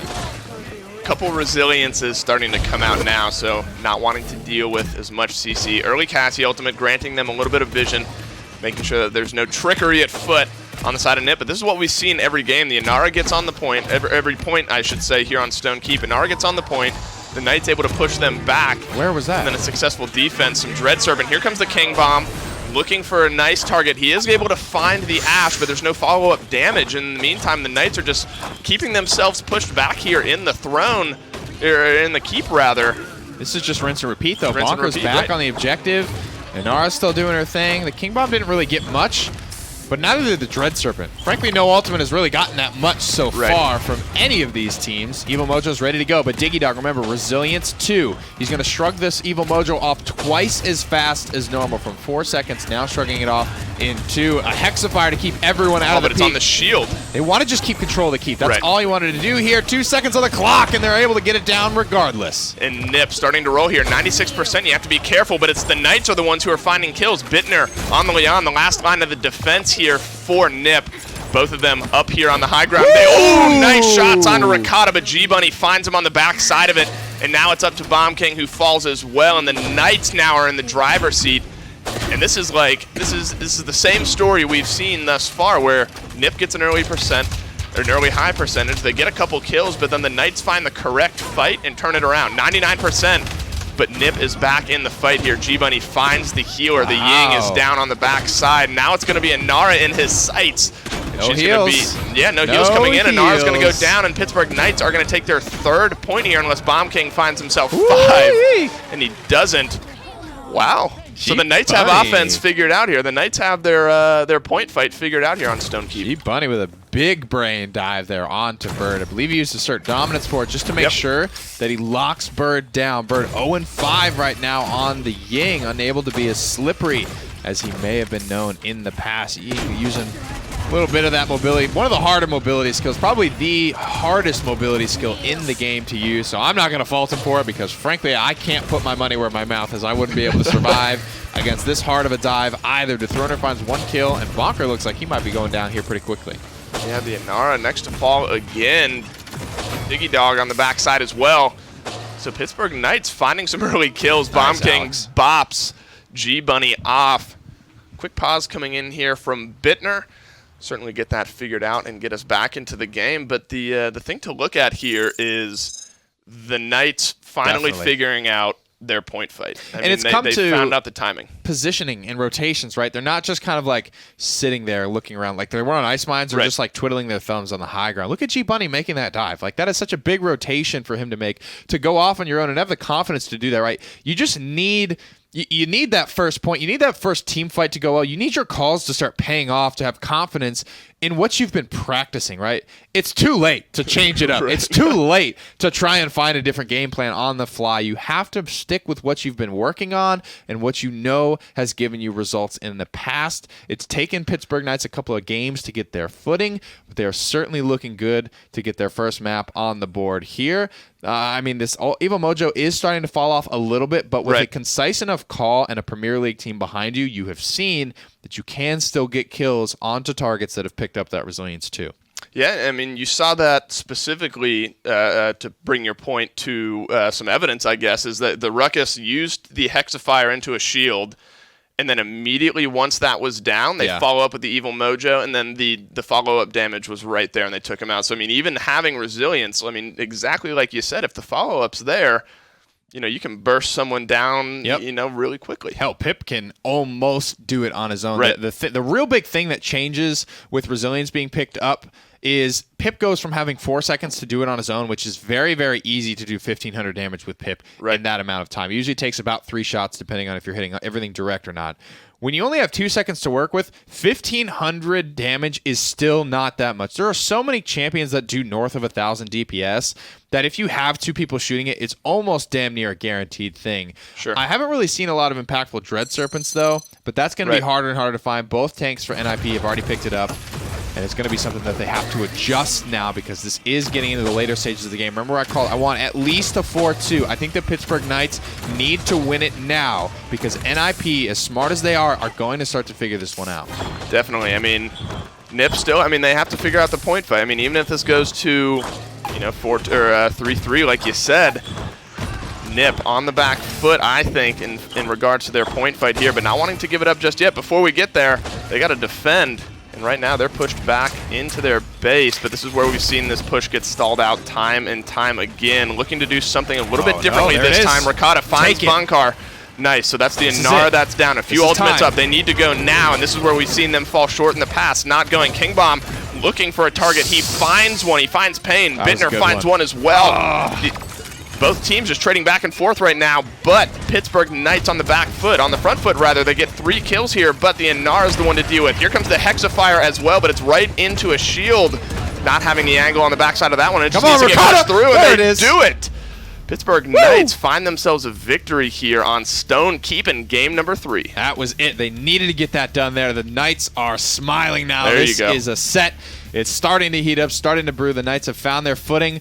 A much better draft. I wouldn't even say a better draft than NIP, right? But just having a good draft, a better draft for themselves, right? Legs to stand on. Look at this. Right. They win a damn game. It's that simple. Right. NIP looking pretty frustrated there, I think. I think they wanted to get out of this set without a scab, without a scar on them, but that's just not going to be the case. I mean, you saw after game 1 and game 2, all smiles, but game 3 goes the way of the Pittsburgh Knights. To break that one down, we're going to send it back to the desk with Evan and Gore. Well, they finally wake up, I guess, for the Knights. Caffeine started hitting. They look so much better than they had in the past, and that's just a couple of small things, I think, here and there that all add up together. The big change, I think, was Payne getting on the pip. And feeling comfortable. And also the Cassie not being on the side of NIP. Those two things shifted the tide. It gave Payne much more of a traditional route to be successful and impactful. The Evil Mojo not only was getting kills every single time, but getting kills on big targets like Diggy Dog, taking away NIP's aggressiveness, and forcing buys, forcing resilience buys, forcing things that took away from their late game cauterize potential. And the second thing about it is that besides the drafting things, G-Bunny has been playing really well. I mentioned that prior in the last game, even though it didn't show it and they were losing. This game, it was a lot more obvious how impactful he's been for this team. If they can keep this up, we do have ourselves a set. And I mean, this is another case when you look at the damage numbers, they're all really high on the side of NIP, but it's converting those to kills, and very specifically when they get those kills. A lot of that is from the defense, and there was actually a moment during round 2, the point fight, 99 to 99, everybody from NIP starts collapsing in on the point. Yeah. And Knights are just like, okay, come on in. One of the things, too, that's interesting is that Diggy is a fantastic player, and we're taking a look at Ricotta here, but Ricotta just won the fight. There was a moment where Nick was commenting on this, and I think he might have just been looking at something else as well. That moment that Ricotta was waiting up in the balcony, in my opinion, that looked like Ricotta was just waiting to go back into the fight at full health. He had about half health at that time. It was waiting to self-heal versus trying to take a shot and basically not really do much damage but stay in combat. So overall, I think Ricotta's decision-making has been pretty good. And aside from that insane moment from Bittner that just caught all of us off guard, it was a phenomenal game from him. And the thing that's great about that moment is, like, Ricotta goes down. Like, that's a space where, okay, Bittner finds the success over you. That's, like, one of the few times that trade goes his way. Yeah. Ricotta's like, okay, cool. I just killed 3 people. Like, what are you going to do? Like, yes, you finally take care of me. You end my streak. You caused me some trouble. But his Cassie was so on point that it seemed like he could just shrug off the world. Can I tell you something, too? In competitive sports, when you're the captain, and I've been captain for a lot of the teams I've played on in my past, not all of them, though, and not in college as well. But when you are the captain and you're having a bad game, it is really hard, and it's a very big challenge to be able to amp your guys up, knowing that you're not taking care of your stuff. And I think Ricotta having those first games where he was a little so-so, being the captain for this team on the debut, it's tough. Now he went 19-6 on Cassie. It's a lot easier for the communication to start flowing, for comments to be made, hey, you can improve here. Now that he's taking care of his own business, I think that we could see this start to flourish for the Knights. But they're not out of the dark yet. I think NIP have overall just been playing better today. So my goal is to see them continue to add these aspects like the Cassie bans, like getting Payne on something outside of the Drogus, unless it really fits the lineup. And that should tell us a lot in this draft here. You have to be able to keep it going, not just for one map, but for 2 maps at least, to be able to make us say that you are fully in it. They get the Stone Keep.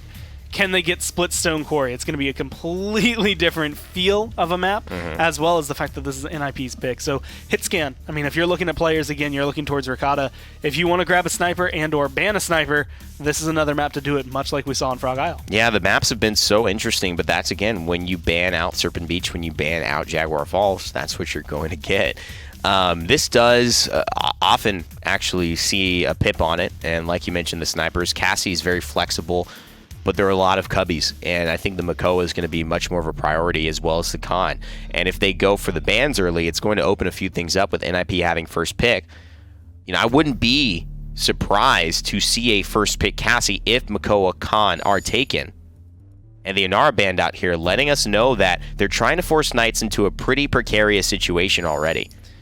It's that idea of push you down a little bit more into your champion pool and see how deep it is. How deep do when you you go? have NIP, Look at this. Can flex around on pretty much anything.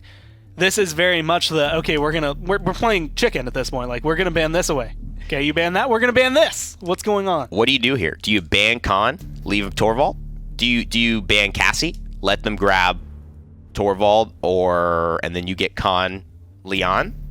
Do they take Khan? Do you take Torvald, Leon? Do you bet this game on a Torvald composition? Do you ban him out right away, give him Khan, and knowing that you don't have it? So they go for that strategy essentially, where they ban a big healer, and now someone's going to get a Torvald something. Yeah. And NIP, they're not calling the bet yet, because Makoa's, well, not on the board. Sorry, that was actually a miss. But I'm actually surprised that they go for the Barrack here. I feel like it's that area.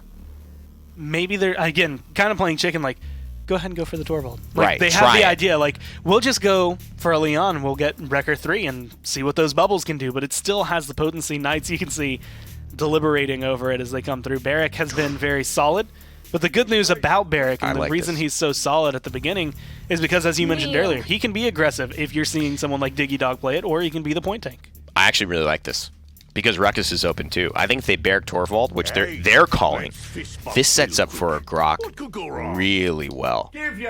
Now, Bomb King is a nice corridor runner, and this is going to be very dangerous with the Torvald, but this is Alex. This isn't Diggy, and as much as Alex has been performing today, Diggy's one of the best Bomb Kings we've ever seen in the PPL. So if you have him on Barrack, Knights may not have to threaten as much. I like their lineup, especially if they can now rock something like maybe a Cassie, and then also grab a Damba, finish off with a Grok. They could have a very interesting lineup here. Sorry, the Ruckus, that's what I was thinking of as well for the second tank, so no Cassie, but... So, I want to know, we've seen kind of a mix of point tank and aggressive tank, where Diggy Dog can take the aggressive, they get a point tank on the other side. They've gone for the Barrack Torvald here. Do you think it's still going to be Diggy Dog? Like, is he going to be taking over the Torvald and playing a lot more passive? No, Diggy will be on the Bear... Well, now that they're running... It's a different lineup. No, I think this will be Bonker on the Torvald, and I think you'll see Diggy on the Barrack still, because the other option is that you do see Diggy on the BK, Alex on the Cassie, Bittner flexing onto the Genos, and you see Bird doing a very strange kind of support style Torvald. It's something that could happen. We've seen him flex on a Genos before. That's just getting a little wonky, though. How do you feel about the Drogos coming in at the end, Gore? I mean, I'm a big fan of it only because, and I was actually going to say, if you're going to pick a Drogos, this is how you pick a Drogos. It's a better comp for it. There's no hit scan. Like, you don't go, okay, second pick Drogos, now you can have Strix and Makoa. You go, okay, cool, we see what they have. Genos is going to be able to hit me. Barrack, maybe. Cassie, maybe. I'm a lot more safe. We're on Splitstone Quarry. Drogos is in the sky. Can he do it this time? Nick and Dave, take it away. Thank you very much. Friends on the desk, Splitstone Quarry is going to be our destination. And Inara making her way into the bans for the first time here today, and Drogos coming back out on the side of the Knights. Yeah, let's calm it down. Like, NIP's, off tank, main tank, support. I think that's the way it's going to be played today. I don't really think they're going to switch it up or, flip the table on us. They seem like they've got, pretty locked down and who's playing what roles for the time being. Like I was kind of saying, these guys have been practicing for months, right? I don't think now's the time to, throw it all out the window here on Splitstone Quarry. We've seen Ruckus take where Ruckus normally likes to sit here, above mid, above the point, look down, rock and roll, let it fly. But he's got a Cassie certainly looking at him. Snags a couple bombs to the face for his troubles. Ninjas and Pyjamas off to a small lead here on the point. But Pittsburgh Knights are all kind of zoned off here to the left with Nip holding down that fidget spinner hallway there. And Ruckus, you got to watch out if you're up top there. You have this Cassie who's not missing a lot of shots. Khan is going to be the point tank here for the Pittsburgh Knights, and Bittner doing a good job of just kind of reflecting his damage left, right. Just basically whoever's on his screen, whoever he's able to put damage onto, you got to assume he's going to be able to do it. And some low health bars force the Knights back here. So Nip 48% and climbing. Ricotta pouring out some damage as well, looking to answer back. He may have killed that Barrack if he hit that shot there. And this is a really easy game for Bittner, right? This is normally where you'd see that Eevee kind of flickering up there and giving him a trouble. But he doesn't have to deal with that right now, which is making it easier for him to control Ruckus, which is making Ruckus unable to control Bonker on the point. It's a very nice little domino effect they've got going for them right now. They have all the control under the bleachers here, and First Blood looks like it's about ready to pop. Down goes Dethroner, down goes Bonkar, so 1 for 1 on both sides right now. But the score to watch, 75% in climbing. Ricotta's got to be careful. One more Cassie arrow to the face equals deadly on. It's not going to happen just yet, though. Drogos, be careful for him as well. This is a good map for him to find those angles. Haven't found success with him just yet. Ooh, Dragon Punch coming out, but he's low. He could get cleaned up in the middle of the air. He cancels it instead. Elects to play safe. The Knights find 2. They reclaim the point here on 93. And now get to zone out Nip on the backside. Ultimate's starting to come up for NIP, though. Got to be careful watching out for Bird. Time and space is going to be a big part of it. King Bomb has to pull a lot away. The Knights have come roaring back on this objective. They're not out of it yet. Here comes the shield. The extra movement speed as well. This King Bomb is ripping through. Finds Khan with the stun, and now Ruckus is going to get up into his face, but he has the shield to keep him alive right now. Ruckus is trying to push back. He is so low, but now Damba is the squishy target in the line of the Bomb King, and Alex pouring out damage. Nip finally captures the point on the backside, and then Leon drops as well. Drogos is the last one standing over here near where the original point was, but he's going to be able to worm jets his way out of there. Whew. And Nip, after a few kills, just a couple picks, steamroll into a captured first point. I mean, Torvald really does a great job at keeping that fight together. Kept him alive. Alex got dove on, but I think he just overestimated how much Torvald was going to be able to cover up of his damage. This is early game too. There wasn't even really a wrecker that was the problem or anything. Look at this again. Alex just getting hyper aggressive because Torvald behind him. And the bubbles won't come through this time. Maybe a Dragon Punch will actually land here. Dragon Punch back up. He canceled it last time. He's going to die for his troubles this time. So back onto cooldown goes Dragon Punch. Bird on that Genos finding the kills. Bittner now finds the Leon on the backside as well. Ruckus getting into the face of Bittner. But that Torvald shield's going to keep him alive, and he falls as well. Alex finding that kill. And Ninjas in Pyjamas are just rolling right now. They're playing so confidently with those shields and those heals on their backs. There it is, 123. First corner broken, second corner looking to meet the same fate. Knights not with a ton to work with right now. The Dread Serpent is coming up here pretty shortly. Enlightenment is not far behind it. Overpower, not the most impactful ultimate here, and they're definitely going to want to save this if they can help it. They just dunk Bonker into the spawn. I was about to say there's no map hazards, but the spawn door is always open. Nice movement there from Alex to drop down and around from the Enlightenment. Actually cleans him up on the backside. Bomb King Cassie leading your damage charts right now, but it's a 1-for-1 on both sides. Pittsburgh Knights are going to be able to respawn and get closer out here, though. Tons of ultimates up on the side of Nip. You could see them use that. Dread Serpent gets the Bomb King back into the corner, but there's no follow-up damage right now. Through Time and Space comes out as well, but he dies anyway. G-Bunny finds Bird. Bonkar finds Pain. So that's a 1-for-1. Alex cleans up Dethroner, and now the Pittsburgh Knights are on the back foot here. 3 down on their side. Bonkar now sets his sights onto the Ruckus, who's going to be the next to fall. This one could get pushed through to make it 2-0 here on Stonekeep. I mean, Bonker with the fanciest of footwork there on the Barrack. Noodling his way around, gets his bowling ball shield, and gets that one through. And the big thing here is you can tell it's the Knights' first game against Torvald this season. They have failed almost every single time diving onto a low HP target with Torvald still there. The Dread Serpent was okay, but the Vortex Grip Commander's grab that was just barely missed off the back of that is inexcusable there. And then because of that, you know, G-Bunny gets thrown onto the low ground, he gets killed, and that opens the door for NIP to slam that one home. I mean, what's the answer for the Torv? I mean, do you just buy Wrecker and hope that you get through the shield? Or? Right, yeah. It's patience in the early game until Wrecker comes online and those dives can start being a sure thing. When you get to the point where you can one-tap those bubbles, that's where you're much safer to dive. Right. A couple Wrecker 2s. Only 2 wreckers on the side of the Knights here, so some early pressure coming out, and Nip didn't utilize way too much to get that one pushed through. They still have the ultimate advantage going into this point fight here, so that's something to keep an eye on. Payne going to retake his spot up here in the high ground, but that Torvald shield's going to be hard to burn through. Well, there you go. You get 2 shots there onto Alex, onto the Bomb King, and the Torvald shield is gone, but Alex stays alive again. The Torvald shield keeps him alive, finally cleaned up by Dethroner, but you saw how much time they had to invest in that. In the meantime, 84% in climbing here for Nip, and the Knights need to go now if they don't want to go down 3-0. Big rotation here from Tenor. He's taking Alex's place. He wants to stay involved in this fight. Ruckus is diving in, but again, maybe a miscalculation there. Tenor will eventually go down, but the overtime is still burning for Nip. Overtime starting to tick away, 2 down on either side. Here comes the Enlightenment, finds a target but does not find a kill. He's getting grasped up right now. Bomb King peeks around the corner to try to find some damage, but he's going to be the one who dies instead, and Dethroner cleaning up Bonkar. That's going to be a retake here for the Knights, but still plenty of time for Nip to get back. You have to watch out for the fast cap, though. If they zone them properly, get enough dismounts here, this could be a Knights point. Here comes the Dragon Punch, looking for a target. It's going to be the Bomb King. Oh, but he gets blasted back. Alex finds it. Pittsburgh Knights secure themselves. Point number 1 on Split Zone Quarry. Pittsburgh Knights starting to come alive here, and a big part of the success of Nip early has been these Torvald bubbles for Alex. As this begins to fall off, which we have already seen start to happen, Nip need to adjust. How will they do so? That is the big, big question. It's going to be very, very difficult. It's going to be tough, and actually you see it there. The one tap onto the Torvald shield cleans it up. So that's certainly the storyline to watch here.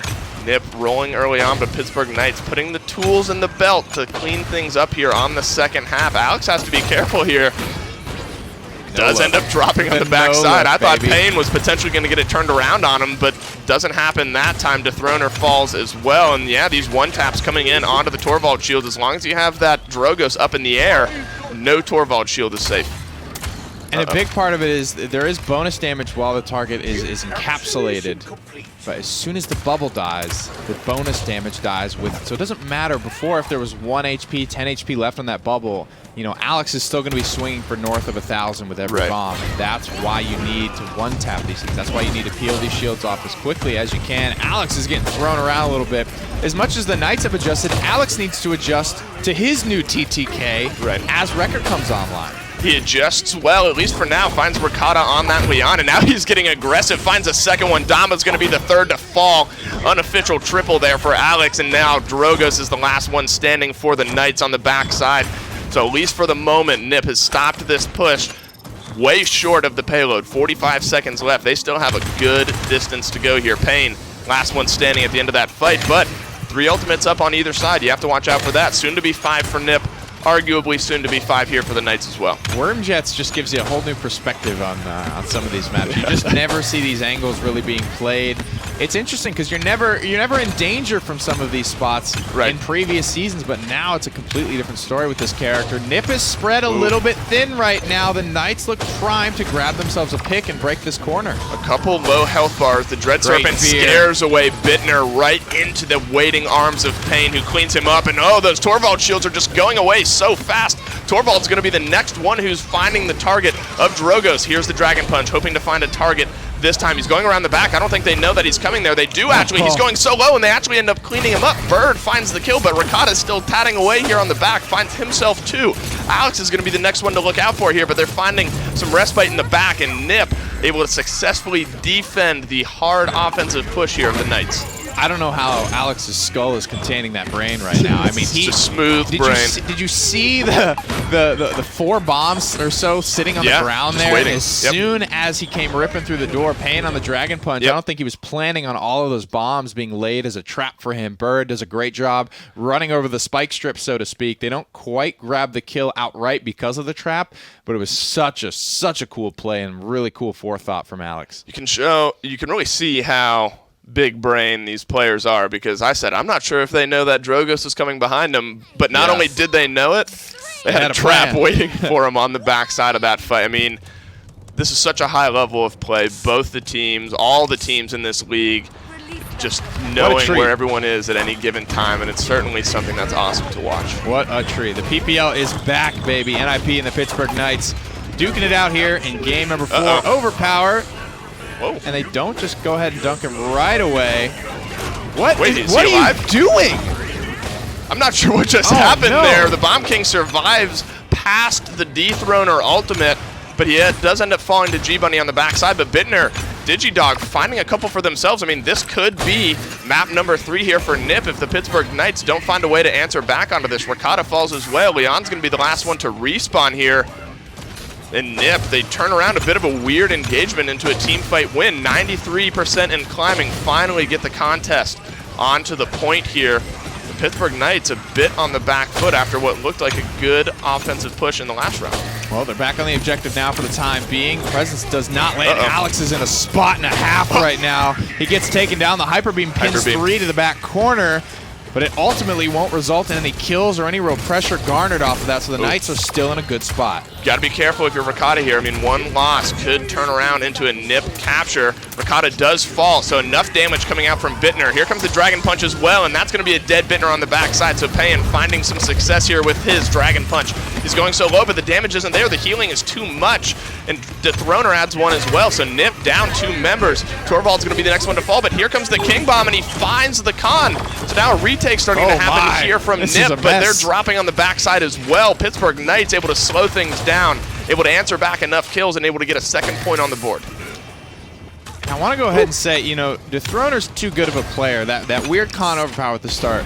There is this weird issue with Khan ult where sometimes you won't hold the target in front of you. It'll be like by your side, Right. essentially.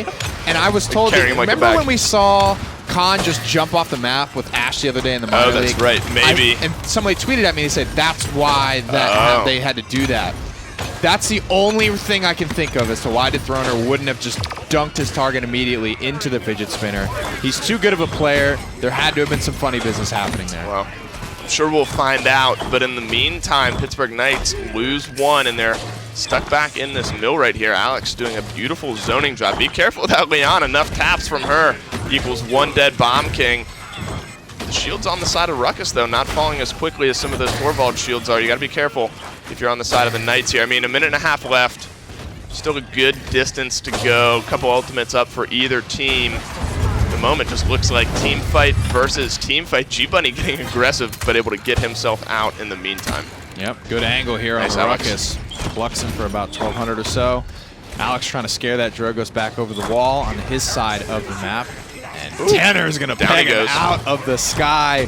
Remember that moment when we talk about these players being good enough to not need direct hit scan to deal with some of these airborne champions. Tanner's one of the best to ever do it. This man, he's really trying to get in here. Ruckus spending cooldowns for it as well, trying to get back up and teamed up with Khan. Trying to find the kills. Wow, Drogo's going very low after just a couple shots from that Cassie there. Payne getting himself healed up back into the fight at the moment. God, he's just being targeted so Big heavily flank. right now by the Nip lineup. Torvald's going to be the first one to get targeted, but on the backside, Bittner finds Payne. Digidog falls as well. Bonkar cleans up 1 onto Ricotta, so there's a couple damage dealers down on both sides. Alex trying to stay alive with 200 health, and he's able to. Rotation coming in from Nip equals a few dead members of the Knights. He was down to like 60 health there, and the Nip lineup rolls around the corner. They find the support here for Alex, and they keep him alive. The amount of help that these players from Nip are getting across this whole set has been almost unseen of, I feel Right. like. There's always someone there making a rotation to make sure that their boys stay super safe. NIP are going to defend successfully here. The Knights not quite able to recover in time, but they have all 5 ultimates available. Almost all 10 ultimates are up in this game currently. And this is going to be a pretty scary fight for the Knights indeed. They're going to need a big one here. They only have the half cap here, we'll call it. Only every other tick of the point is going to be worth 4% for them. When they were down 2 points, that is going to be 4% every single tick. So that's why you see them win that one fight in the last round, and they're pretty much done and dusted. They grab themselves the objective. But man, what a game, what a set, what a series this has been. And this is only the first one of the day, ladies and gentlemen. Only the first one of the day. Rip my vocal cords, but look at the wreckers coming out. Wrecker 2, Wrecker 3, Wrecker 2, Wrecker 2. So 4 wreckers on the side of the Knights, only the Damba without the wrecker, and that's why you've seen the Torvald shields having less of an impact here as these rounds progress on. And you know, something like this could come down to just one pick. I mean, the way these teams communicate and the way these teams are able to coordinate team fights, I mean, one pick onto a high priority target could equal a point capture for them as well. Be careful if you're Bittner. Gotta watch out for that Drogos up high. He'll probably be okay. Ruckus taking his chances as well. Tenor now starting to get into danger zone territory. But having that dedicated point tank, this was a first pick Barrack. And now a big flank coming out here. Big fear on a Tenor. They want him, and they're going to get him. They are going to find him, and G-Bunny is the one who's going to add some extra damage onto that one. Payne's the one who's going to clean up the kill, but in the meantime, 42% for Nip. Some ultimates starting to get popped now. Enlightenment comes out, finds some damage, but doesn't find a kill. Alex now trying to slow down this Knight's push, and the teams have basically reversed sides with themselves. Dethroner cleans up Bankar, and Alex pouring out some damage. Tenor, he's finding the way on, a bit of a one-on-one. Who's going to miss their first shot here? Both electing not to give up too much. That's smart. Which is smart, right? You don't want to give up too much. Here comes the King Bomb, looking for a target. Finds Cuss Cutie on the backside, but Payne and G-Bunny find one for themselves as well, and now they're trapped in the back. And the Hexafire comes out, and it cleans up a few kills. G-Bunny finds himself 2. Bittner answers back with 1. Bittner falls. Ricotta finds himself a double. Pittsburgh Knights are going to tie things up here, 3-3. I mean, they're playing so smart. The Knights are starting to take control of these games. You know what I mean? That is such a big moment. That's such a big play. The hard commit onto Tenor. 3 people come out from under lava. The big fear goes up onto the high ground. There's enough time for the rotations to find an angle, surprise him, get the kill. Big moment as well. Ricotta wins that 1v1 by not losing. Right. That play not only kills Bittner, but now prevents Bittner from getting back into that team fight without 1v1ing somebody, or hell, he may have had a 1v3 to get his way back in. It's such a confusing place to be as Tenor, completely isolated from the rest of your squad. Super isolated, but finding that same spot here where he's been on that Cassie, and this is where we saw some good rotations in the previous fight. Cassie Bittner nearly dropping, but then the rest of the team coming to his support, keeping himself alive. This Drogos, just a thorn in the side. Through time and space comes out, finds a little bit of damage, doesn't find a kill. A couple half-health targets here on the Knights. Could look to push here if you're Nip. You got to watch out for the flank coming in on the backside. This Leon is pouring out damage. He finds Bittner. There's the Dread Serpent as well, but Alex answers back with 1. Barrack's going low on the backside, but he keeps himself alive. But Ricotta's keeping himself aggressive, but now he has a Bomb King in his face. The Enlightenment finds him. Down goes Alex. Down goes Bomb King. And the Pittsburgh Knights finding themselves the kills that they need. You got to be careful. Ricotta nearly dropping, but gets himself out. Gets himself some healing. Payne on the backside as well, cleaning up 2. Tenor's keeping himself aggressive. He knows he's going to fall, but he's going to take one of you with me. I guess, yeah. And the Knights find 3 kills, and that's enough to get the payload moving forward again. Tenor just suicide bombed onto Ricotta. He knew that target was still low, but needing to get that one down. Ricotta's probably just, let's hop to Leon's perspective. Where is she at? Tenor's up in this fight and available. Yep. Yeah, it's about a wash, but now Ricotta, excuse me, can't take the positioning that he wants. One Dragon Punch will come through. And it won't actually come through this time. No Dragon Punch going to land here, but 2 kills for the Knights to open it up. Oh, nice. Ricotta doing a beautiful job finding himself some kills, and the Knights could be pushing here for their 2nd victory here in this set. Ricotta, a double kill, certainly going to help that cause. Finding the damage. Here comes the King Bomb, but he's going to get killed up before he's able to get it off, and he is. Pittsburgh Knights. What a way to bring it home, Talk about a complete flip. I mean, you see in these cams right here how good they are feeling. I mean, it was stone-faced before all this, waving at the other teams. Look at them. I mean, spirits are high right now in the Pittsburgh Knights camp. I just want to come out and say I think the waving at the other team is a pretty weak form of trash talk. Let's just get that. I'm gonna set that precedent at the start of the season here. I think you can do better than that. Let's step up our game. A little thumb here. on the nose, a tongue out. Maybe something. Maybe a little something this, something like that. But a great game from the Knights. Look at how they're turning this set around. Just get a draft. Get a viable draft. Get yourself some nice shoes to stand on here, and you'll be surprised what you can accomplish. Absolutely. They're making big moves, big rotations, paying off. I want to shout out Cuss Cutie. It's kind of the same ultimate every time, but the Dread Serpent to the high ground, whether it was Tenor or whether it was a multi-target Dread Serpent, was working very, very well for them. Well, Pittsburgh Knights find themselves 2 in a row to answer back. Nips 2 in a row. It's going to a game 5 here, but out of 7, so no game to be won yet. Let's send it back to guys on the desk to break this one down. Well, they tie it all up. They look real good towards the end doing it. At the very beginning, you could tell, like, Torvald, Bomb King, like, it was almost too much for them to handle.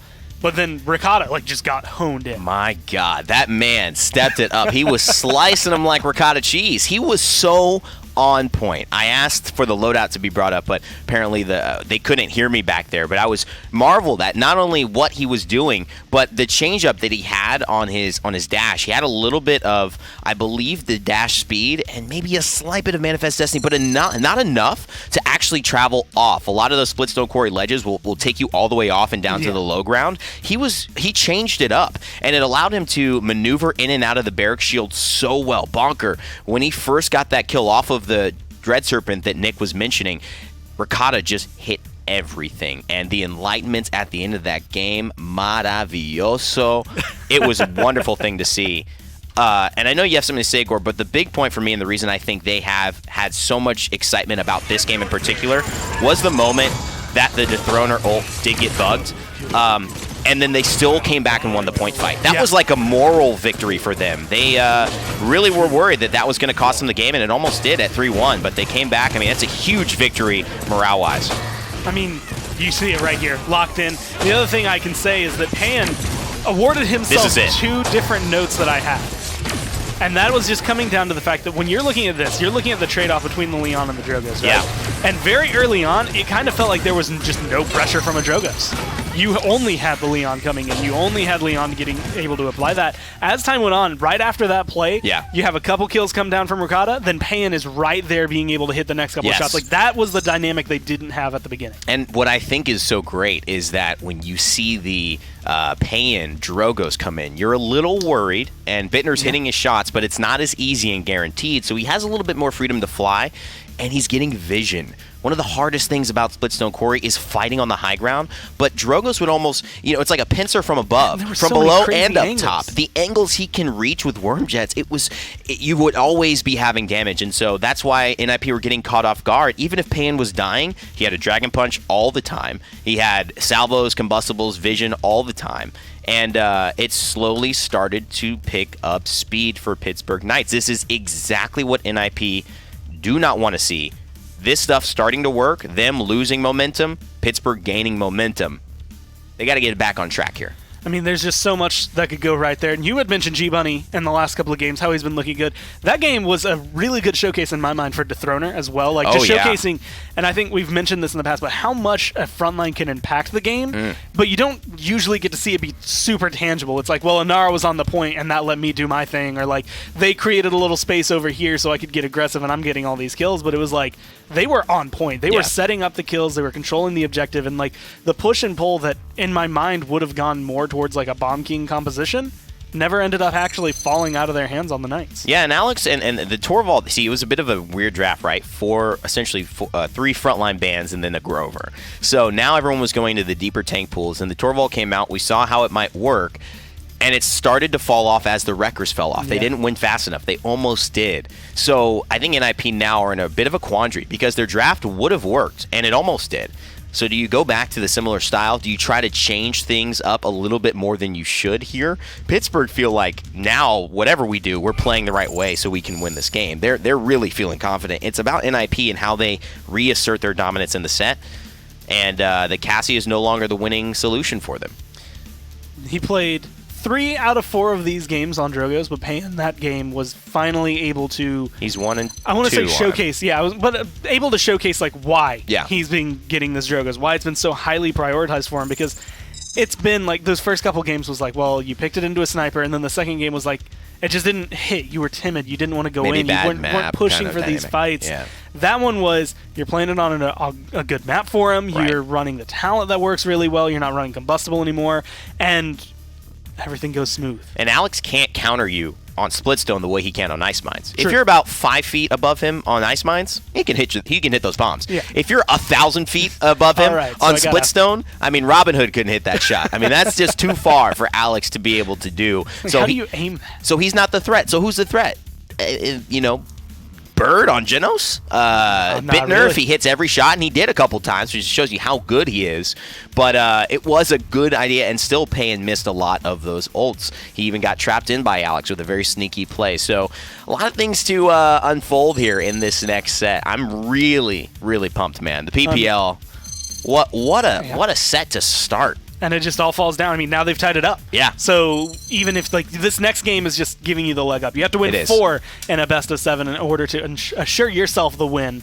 And so they're still having to go through and figure out this next map is going to be where NIP want to go, and that's the thing that's going to be a big eye opener. Now you have one map 1 on NIP's map for NIP, one map 1 on a Knights map for NIP, and then vice versa. One map 1 on an NIP map for Knights, and one map 1 on a Knights map for Knights. So this is going to be new areas for everybody. And the potential is Timber Mill, Bright Marsh, Ascension Peak, but I don't think they're going to play there. I mean, there's a couple of different options. Frozen Guard is most likely the one we'll see next, I would think. It's a pretty consistent map. Bright Marsh would change things a lot. I'm excited for the upcoming maps on this set. Well, guys, while the players are taking a real quick break and deciding on the maps they want to go to, we are also going to go to a very short break and then come back with game number 5. So stay tuned, and we'll be back right after this. We've been to Frog Isle. We've been to Ice Mines. We went to Stone Keep and Splitstone Quarry. 4 maps have been taken down, and they've gone either way. We've gone 2-2, and we finally get to come in, and we're looking at, you said Timber Mill, but I'm looking more towards maybe deeper, maybe Bright Marsh on the high level, Bright Marsh and then Frozen, start digging a little deeper. Frozen, that was the next one. I think that's just more in the comfort zone for a lot of people right now. Bright Marsh smells of quick loss. It smells of elderberry and a quick loss right outside the vineyard. So I think that they're going to hold off on those smoky, maybe buttery notes for now, and save a little bit of that if they need to. And they will need to go to at least 2 more maps eventually. Yeah. It does not have to be Bright Marsh, but Central Peak or Timber Mill are going to have to be thrown in there if not. Well, with the way things are, Grover once again taken out, and even though he's first here, do you expect to see the rest start filling up with frontline bands? I expect to see NIP trying to set up for a strong frontline here. I think that they felt they could not contend as well with the Barrick Torvald. I just think that they didn't have as much pressure ultimate-wise. Torvald's ultimate's essentially kind of useless on that map. And on this map, Frozen Guard, it's relatively the same, although there are a couple of moments you can catch the whole team. So I think they'd rather not try to risk it on a Torvald draft yet again, and I think they're going to try to set up for something strong. Here, though, Knights not buying into it. They're going to give them, an opportunity here to go Ash, but the Knights with a Barrack, most likely a Ruckus to potentially follow. Question is, what do you go for your top 2? Because I think you can secure your Damba here. And Inara Damba? I mean, you could even Ruckus Damba, because you're going to get Barrack or Inara. So you could try to, and I like this choice because there's now actually quite a bit of front lines, and they all fill relatively similar roles. Yeah. So you could do this. Well, they will lock in the Damba, and they will potentially be locking in this Gassy. I can't think of a reason to pull Ricardo away from something where his aim has been so solid. Even the Leon Cassie hit scan versus a little bit fast projectile, but still should be able to hit those shots no problem. And the one thing about Frozen Guard that I think is going to make this map a little bit more interesting and make the way that this draft goes a little more interesting is that this map alone has like 3 playstyles, I want to say. Blasters can be all right. Yeah. Hit scan can be pretty good. Flanks can be pretty good. So you have a couple of avenues to explore. No, they really can. And snipers as well. That's why I thought I saw Alex say Kinessa. I thought I saw him say that. If they pick Kinessa at the end of this draft, that's what he said for sure. And they still could. The Ying here opens up again.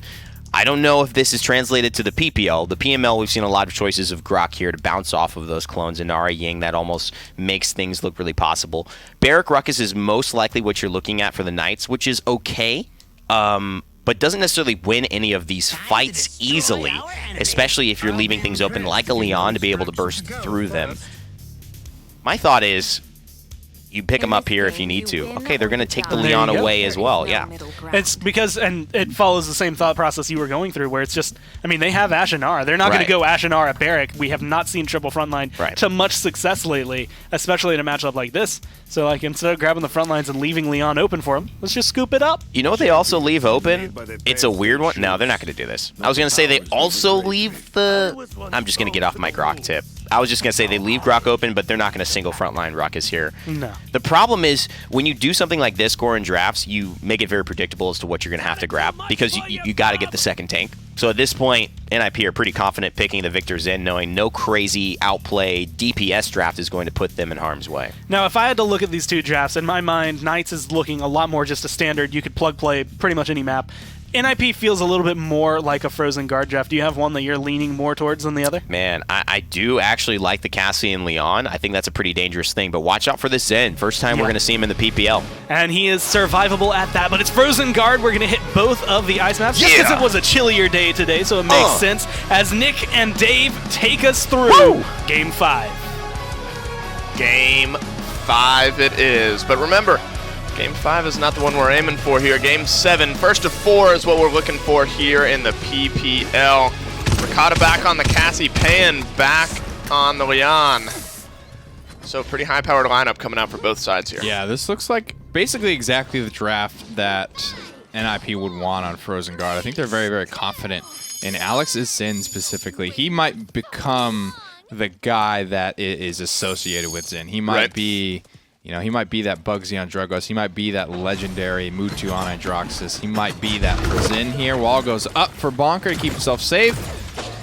And they're aware of it, but Ricotta, eyes forward. And you see what this does to a player? Right. You gotta see what watch this your does? back, right? He's like every other shot, he's like, okay.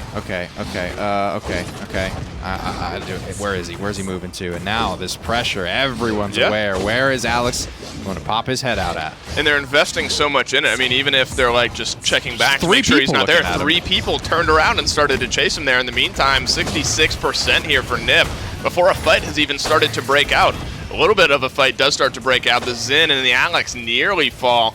Keeps himself alive. The Knights need to start to find a fight here because one clean sweep equals 1 Ninjas in Pyjamas point here.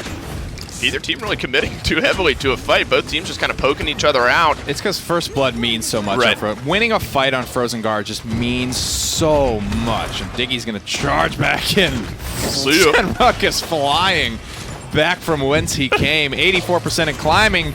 The Knights got to make a move or else this is going to end. They're super non-committal, 99%. Overtime starting to tick away here. This is where you imagine the fight would start to clean up. The barrage comes out. Alex finds that super important First Blood, starting to clean up. The spite goes in onto Dethroner. A double kill for Alex. Bittner cleaning up a third for Nip. It equals 1-0 here on Frozen Guard, and the kills just waterfall from that initial engagement. Look at this kid whip his mouse around too. I'm not sure if he's one of those higher sense guys. Yeah, neck braced. Yeah, I know, for sure. And really, it's just Inara's the better point tank. She just slowly grinds away.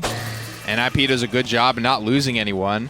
And then they have extremely fast charging ultimates in the Barrage and the Illusory Rift. Right. They come out with Barrage, Illusory Rift, and against no other ultimates. No response from Pittsburgh Knights, and it's not their fault. Their ultimates just don't charge as fast as those two. So Ninjas in Pyjamas, slow and steady, wins that race.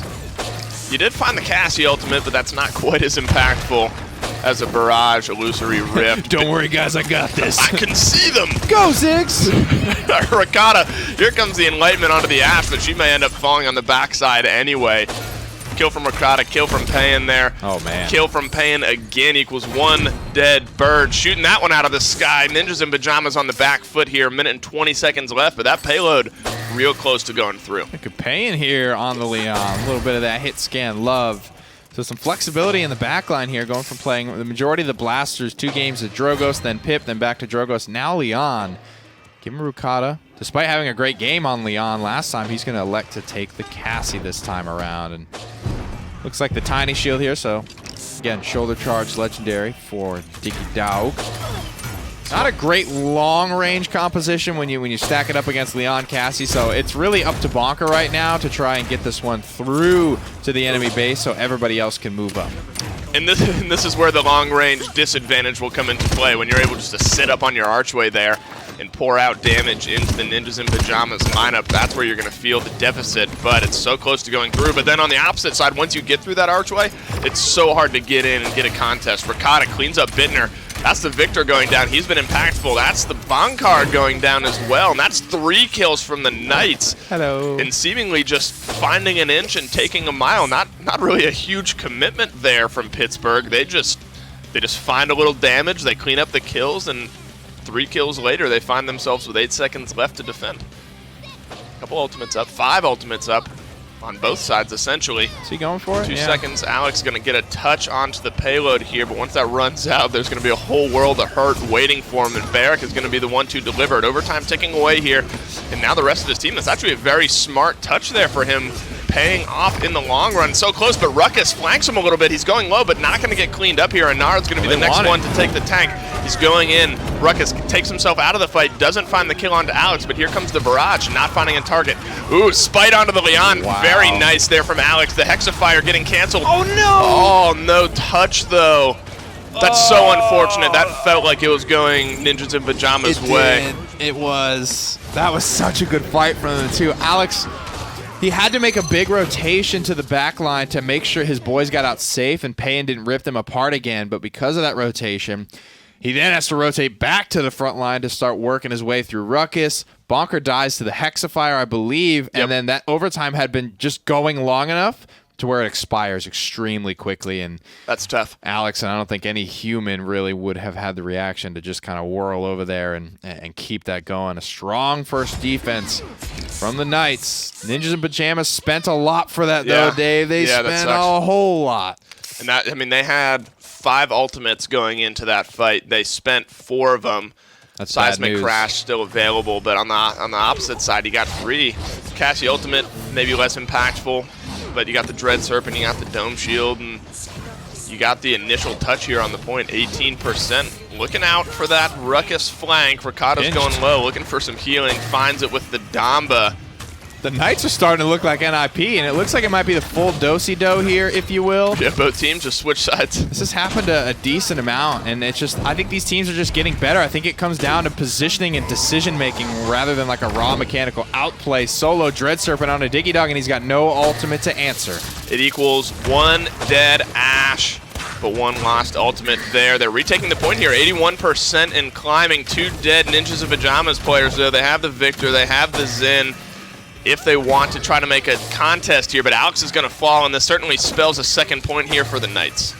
And it does. Wow, what a turnaround for the Knights. Great stuff, and this comes down to a decent amount of just holding that defense, right? That's what you want to commend them for. You don't really commend them for this team fight. This team fight was signed, sealed, and delivered, I think, a little bit before it started. They just had way too many ultimates to work with. And barring catastrophic failure, they were destined to win it. Ninjas in Pajamas really coming up short on that defense. Almost seals their fate in that fight. Now it's time for the defense, though.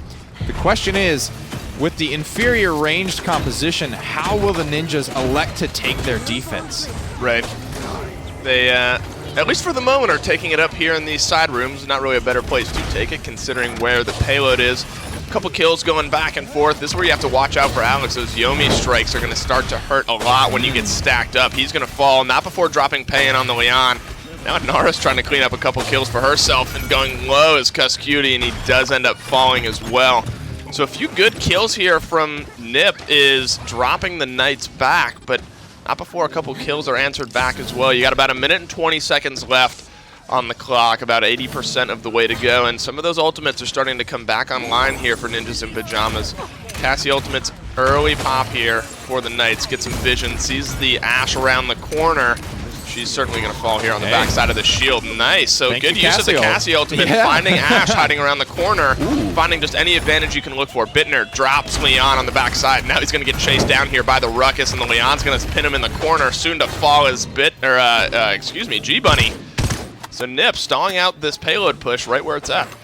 What's going to make this game so exciting, I think, is the fact that it's a lot of diving, right? It's a lot of full committing. It's not as like this wussy poking back and forth at each other from across the map. And there's a little bit of that with Victor and Leon, but I think you're seeing Alex dive, sometimes miscalculating and dying. Sometimes it's Ruckus diving, sometimes miscalculating. It's going to be a lot like that. Shoulder Bass is such a, I'm committing to this fight, here I come, idiots.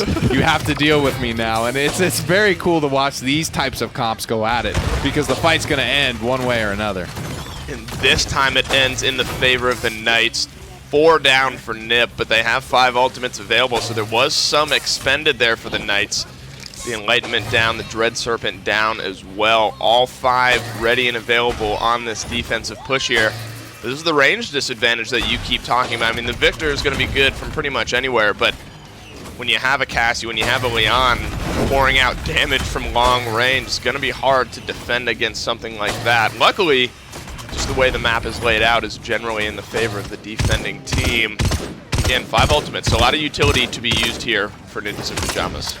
It feels like it's going to have to be a pretty good Dread Serpent from Cuss Cutie to sort of get this one going. Overtime is really, really coming down to the wire here, and Ruckus is just not the tank to stand on it. As quick as it started, it came to an end there. Ninjas in Pyjamas will get that defense. 5 ultimates in hand. Nothing spent for the Knights, but they did not have everything available even if they wanted to. They have most of their arsenal available for this next fight. I don't think Ninjas in Pyjamas use any of their ultimates there towards the end. I think they felt pretty confident no, I don't believe with they how did. that was going to go. So they have 5 ready for this next point fight, and it's gone 1 for 1. 1 point fight, 1 defense here for both teams, so both kind of finding their rhythm.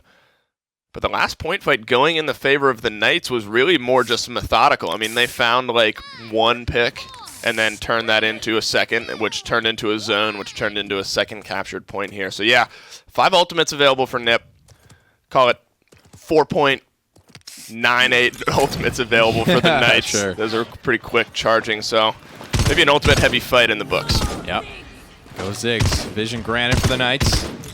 Working on positioning right now. Not committing as hard to that flank as they did last round. Diggy Dog working to create some space for Tenor to move. Tenor won't be collapsed on this time around. Diggy looks like he's ready to go in. He sees some squishies in the backline. He sees those low HP bars, and he gets his ultimate off. The Dread Serpent comes out. So does the Hexifier, but he falls so quickly after it. The Shoulder Bash just throwing him off a little bit.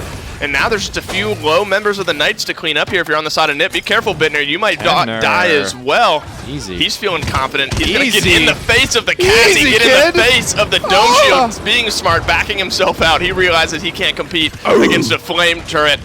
Digidog cleans up Dethroner. Ninjas in Pyjamas well on their way to a 3rd point. Shoulder bash kill's got to be one of the best in the business there. Satisfying. What a meaty way to get the kills. Nip will grab this payload. I want to take a quick peek at the Ash loadout there. How much cooldown reduction is Diggy running? Because he hits that shoulder bash and then gets the kill. And he's not running any cooldown on or even cooldown, right? So just the raw 6 cooldown seconds, there. He's rocking and rolling, shoulder bashing all around this fight. Doing a really good job. 50% lifesteal, that's a more popular card we're starting to see come into play for Ash.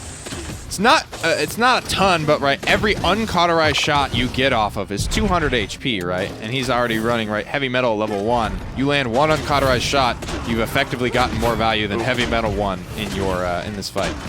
A mid-spite death for Alex there. He does end up getting the kill onto the, helping with the kill onto the Ruckus. Ooh, cute!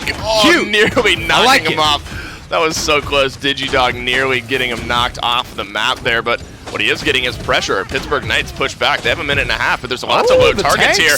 Kills could follow, and kills could get staggered here. The tank's getting aggressive. The tank's finding some kills. Bonkar, why don't you find 2 for yourself?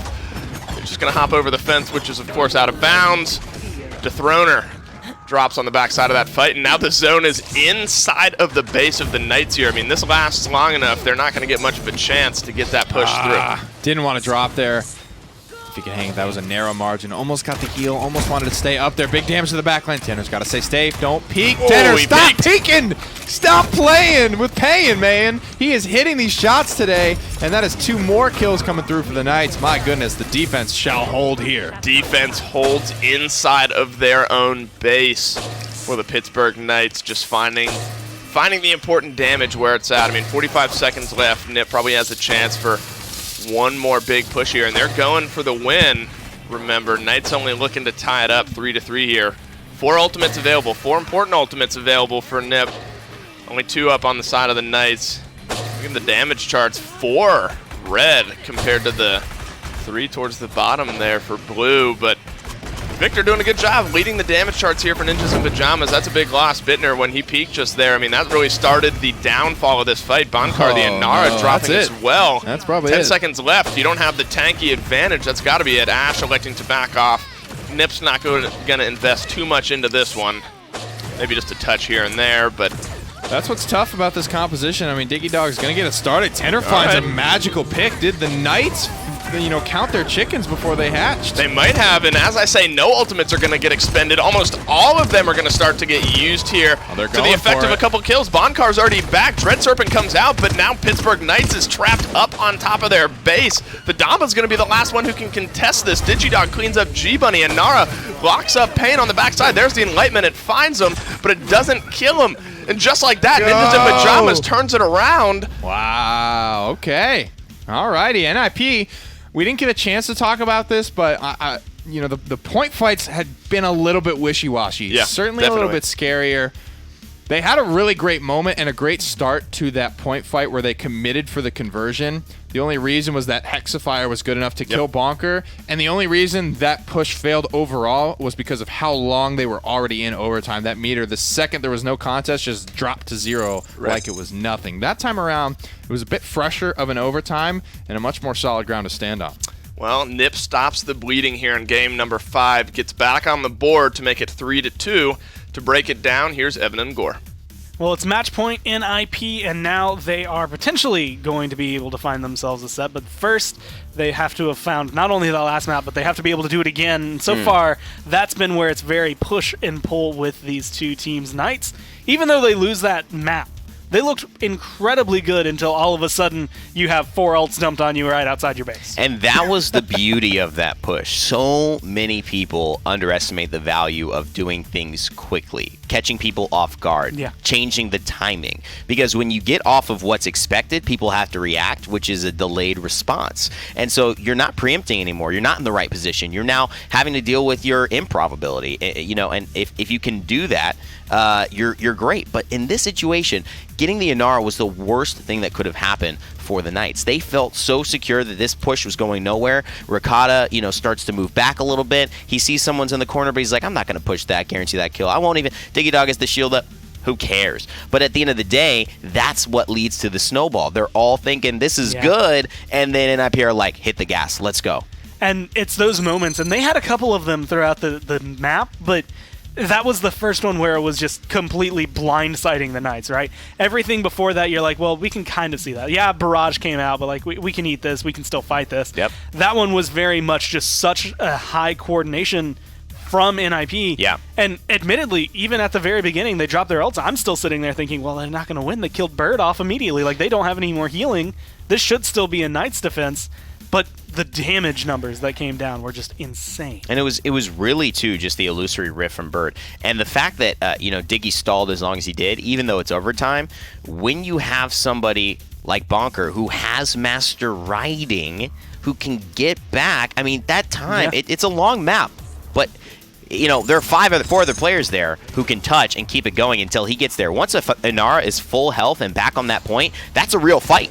And they just didn't recognize that, it was seconds away from being over in next round to, wow, we are in trouble. And that's something that Knights are going to take home with them, and it's going to be in the form of an L. And Bittner played this game not perfectly. He had his mistakes, but there were moments much like this one. Yeah, he is very low. He gets to 74 health, but he still goes back into the fight. He is one shot. If Ricotta finds him before Bittner can get rid of Ricotta, he's dead. But it was just that confidence going into that, knowing I got this. Like that, I'm Bittner. Yeah. I can make this work. I can make this play. Baby, I'm Bittner. That should be Baby, I'm Bittner. I want that on a shirt. There you go. Baby, I'm Bittner. You should give it to Bittner. You should make a shirt. I've done things like that. Make a shirt and then giving it to Bittner? Yeah. Garrett once, Hi-Res Martini, I think he's in the chat watching, he tried to meme me once, and then I turned it into an even bigger meme, and I made a shirt. And that was how LeBron's was born. And then I gave him one. I bought him one. I escalated it, and then it's yours. You take it away. Well, hey, you want to know one map that I completely forgot is in the rotation again? Shattered Desert. I say again, it's in the rotation. It has been added in. It is a siege map for a lot of people who have only played it on the So anti-gravity, right? No, you don't get any of the fun stuff. So no cooldowns? No. Oh, this will be cool. You get to deal with it. And this one's actually one of the maps that, we're learning Warder's Gate, right? We're learning the competitive Warder's Gate, I should say. Mm-hmm. Learning competitive Shattered Desert is a different area. Because it is a very interesting push on this map. This is what's fun about this map. I won't believe it till we go here. I won't believe that this is the map we're playing on until we actually load into the game. I wasn't there. You weren't there. I wasn't you were, there. In LA that week. Yeah. So at the end of the day, this is going to be exciting, especially in the PPL. It'll be its debut for the map. A lot of intricacies to it. I can't wait to see how these players use it. But very much like Warder's Gate, which is banned out here. One of the top 2 newest maps in all of Paladins, and this is how this set has gone. They are going to the lengths of their draft pools at this point, and they're now going to the lengths of the different maps. And this is how much teams don't want to go to Timber Mill. Oh, yeah. They chose Shattered Desert over Timber Mill. I will walk through the desert with no water for weeks to avoid Timber Mill in my queue. Well, so far it's going to be Inara, it's going to be Torvald, and Makoa, all banned out frontline so far. I anticipate potentially a Grover coming in. For some reason, he's been that 4th slot. But if they ban out another frontline, you start digging a little deeper into those pockets again. I don't mind the Grover ban here. Ooh. I think the Drogos ban, interesting. They probably have experimented with Drogos on this map and know it's pretty high level. I don't know if there's going to be any map-specific drafts here that really tilt towards Shattered Desert. I would assume that there are, and that Drogos was the first early clip of it. Payan has shown that he could do well in the hit scan with the Leon, and he can also bring out an Eevee if he wants to. The Pip was very successful. I would be surprised if he decided to never go back to that.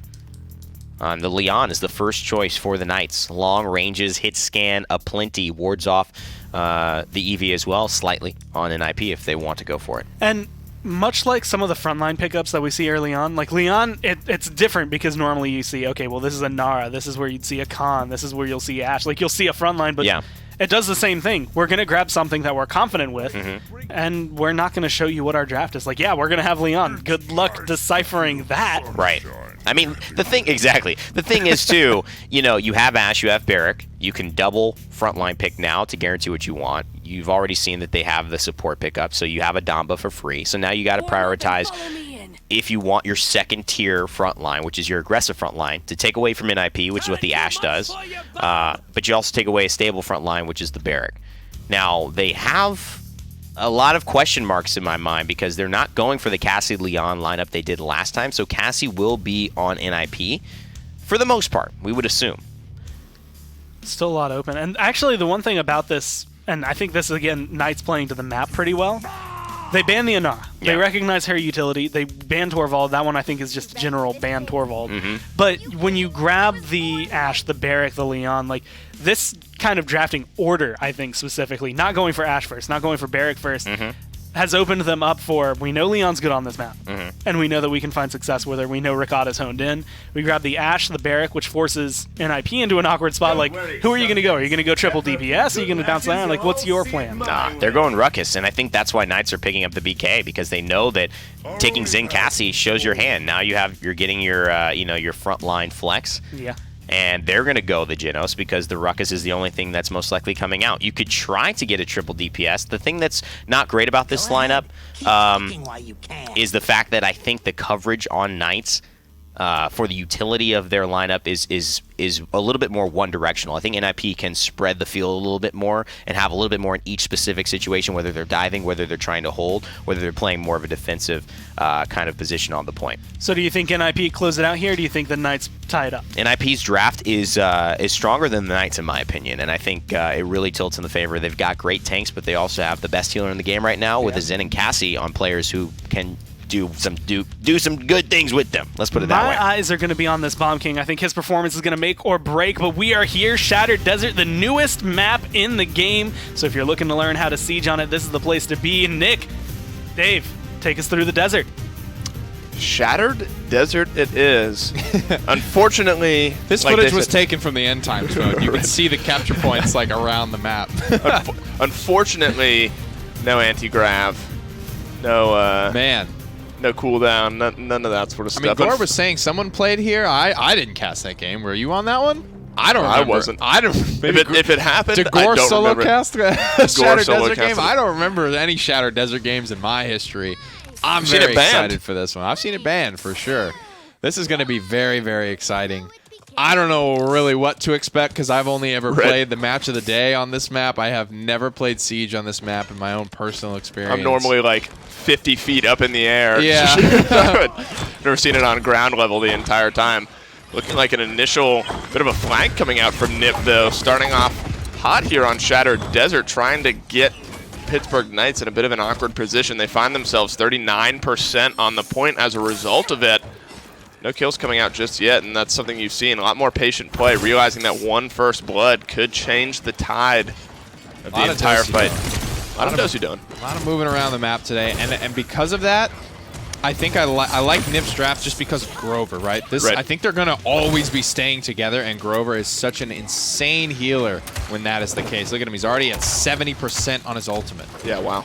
Well, the one thing we've gathered is the teams will just run in circles around Nobody knows how to kill anyone on this map. This is ridiculous. I mean, when are we going to go in here? Probably when Bird gets his ultimate. Oh, there he is. Pan finding one on the Bomb King. The first kill on Shattered Desert finally coming out, making a double for him. Looking for 3, not going to find it. Going to find some damage. He's actually going to fall on the backside anyway. Overtime ticking away in favor of Nip here, and they found a couple kills. This one could go through. Instead, Pittsburgh Knights retake the point here and get their percentage climbing on their side. Yeah, but at the end of the day, I'm still looking at this 98% on the Whirlwind. I think if Nip come out with it as soon as it's ready and they just rock and roll with this team fight, then they will have the chance to shut this fight down. There's about to be an Enlightenment up fully charged as well. Nip need to hit the gas pedal. They know how fast they've charged this Whirlwind. Up goes the Bird, so vision in favor of Nip, at least at the moment. Some ultimates up and available. There's the Whirlwind, is the follow-up fight there. A little bit is onto Dethrone. He bowling balls himself away, but Nice Bird shot. finding the long-range axe on Cuff's Cutie. G-Bunny finds one, but could it be enough? Dice Dog, Digidog, excuse me, drops Ricotta, but kills are just falling in favor of Nip right now. That's a red kill feed, and Bomb King, the only one who survives, and 1-0 here for Nip. A lot more aggressive of a fight there, and you said it best. You predicted it, that the Whirlwind comes out, and as long as the follow-up's there, Nip's going to win the fight.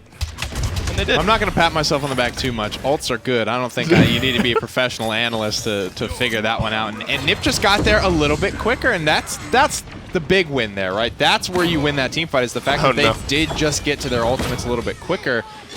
That's overpower King Bomb for a fight, sure, but what does this fight really mean? Looking for 4. He finds himself the Quadra on the back end, does Pan on the Bomb King, so a good response, at least initially, to a lost point fight. So Pittsburgh Knights looking to keep Nip back into their base. I mean, find some kills, maybe an unofficial 5. Finds the unofficial pentakill here on Shattered Desert, but like you said, I mean, What does it all mean, Dave?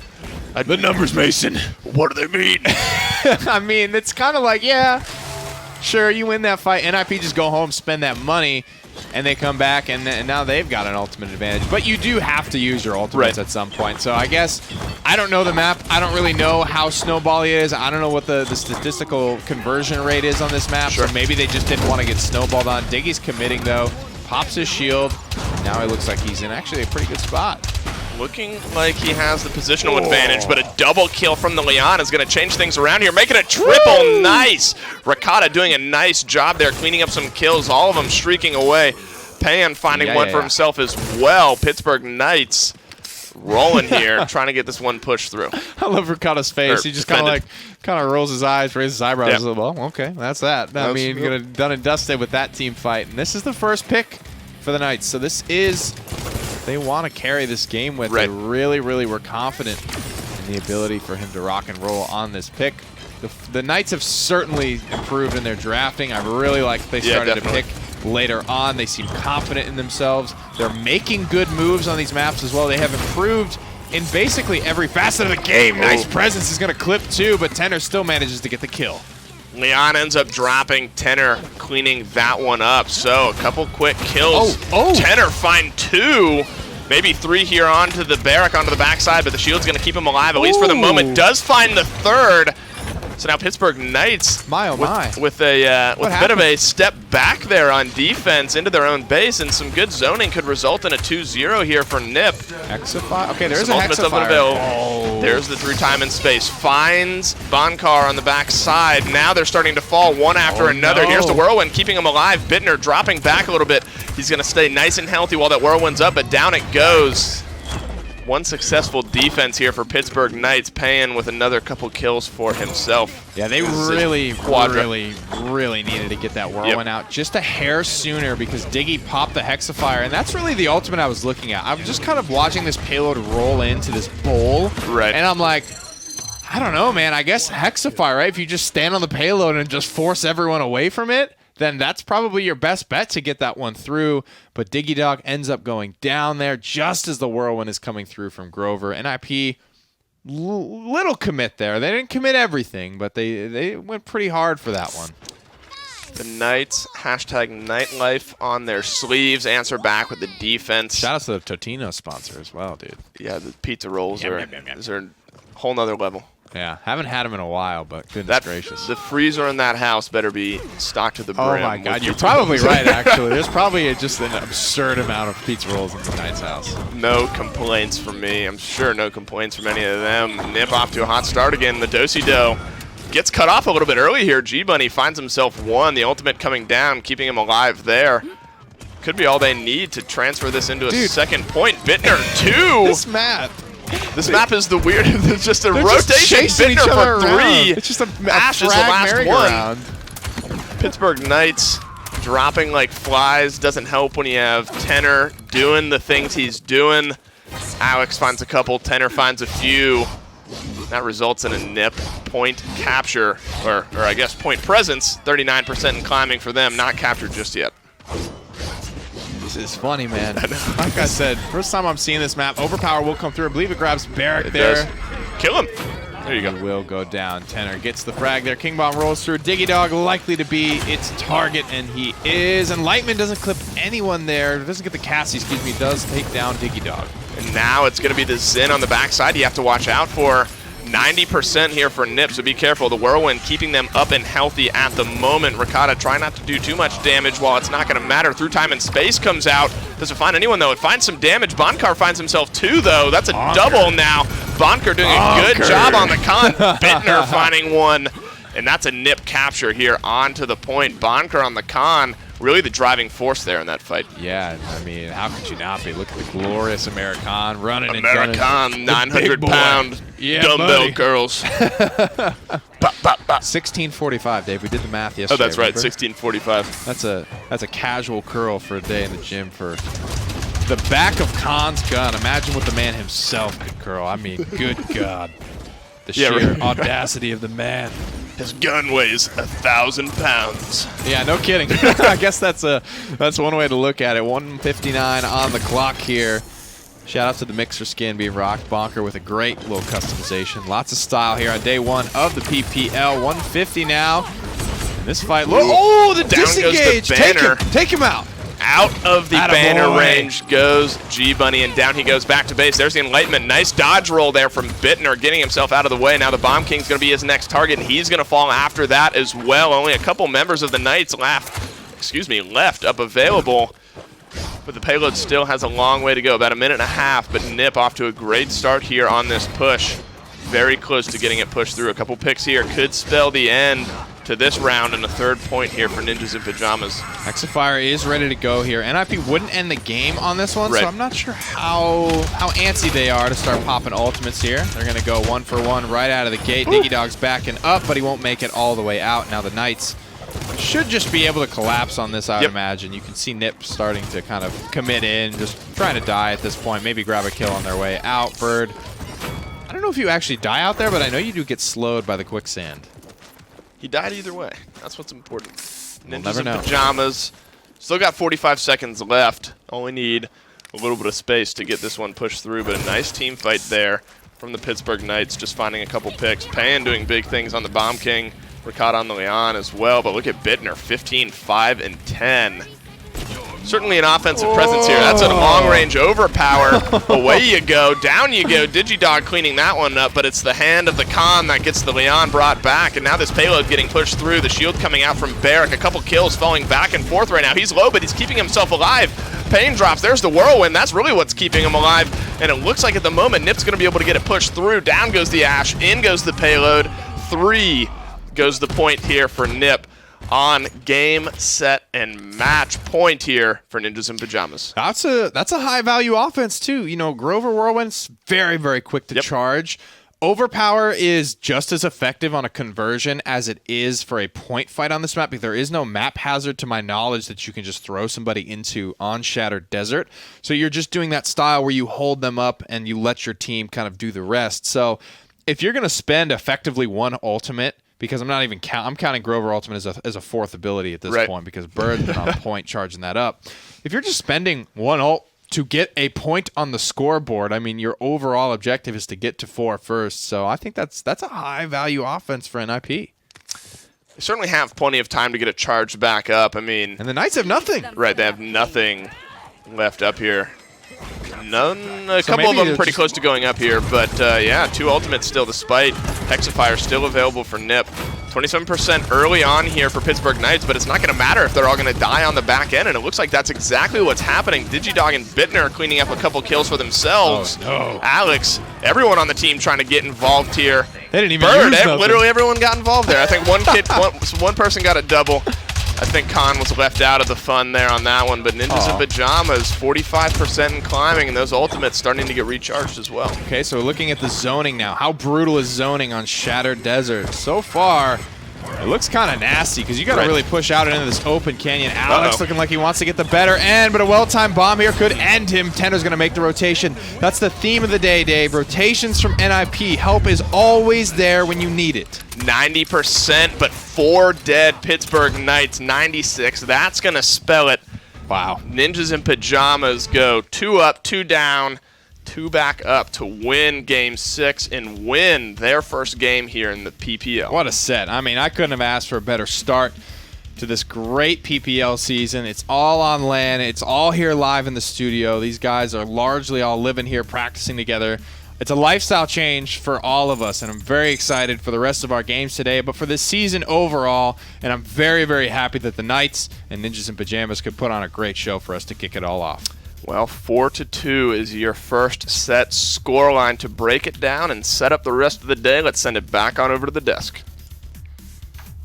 Whether I imagine the first one or not, NIP definitely showcasing that this Shattered Desert map can be played properly. Unfortunately for the Knights, their choice does not go their way. And now we have the first win of a new season of the PPL. Wild map. Wild map to watch. I swear I've seen it before. I have no idea where. I must have had a vivid dream. You must have had a lucid dream of you playing Shattered Desert. Or maybe it's all those times we played End Times and we were so competitive that you thought that might have been as translatable as a PPL game. That really is. Definitely not in the PPL. Okay. This is the first day. But I feel like it was like a console or a minor league game in the last few weeks. If you don't know the story, Gore said, we've already seen this map, and then everyone else, casters in production, said, no, we haven't. And now Gore's trying to figure out if he's lying, where he saw it.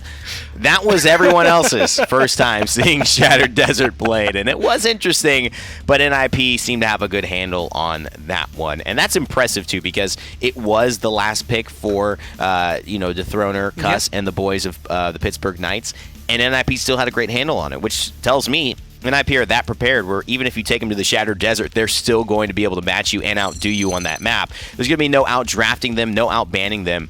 They took a stumble, but it showed some great resolve, especially with good performance from Alex and just solid healing from Bird throughout every match in this game to be able to bounce back. And I mean, that's just been the story for all of them. I mean, if you look at Bird's healing 130,000, being able to top pretty much any of the damage numbers that we see coming down. Ricotta still honed in for that game. 10-9 though, was dying a little bit more often than he wanted, whereas Bittner was 20-5. The man didn't die. This is the problem with going for the, letting the Cassie go, and I think that's something they'll learn against NIP. It's just such a good character for them. But Alex, for me, I've talked a lot about him. I've given him a lot of criticism, a lot of praise at different times in his career. I mean, the fact that he's able to be the flex guy DPS now, I mean, I'm thoroughly impressed. He's always been good at LAN. Today, even though he goes 6-5 and 17, his presence on Zen is what makes the difference, and it allows everything good to happen for Digidog and the rest of the squad.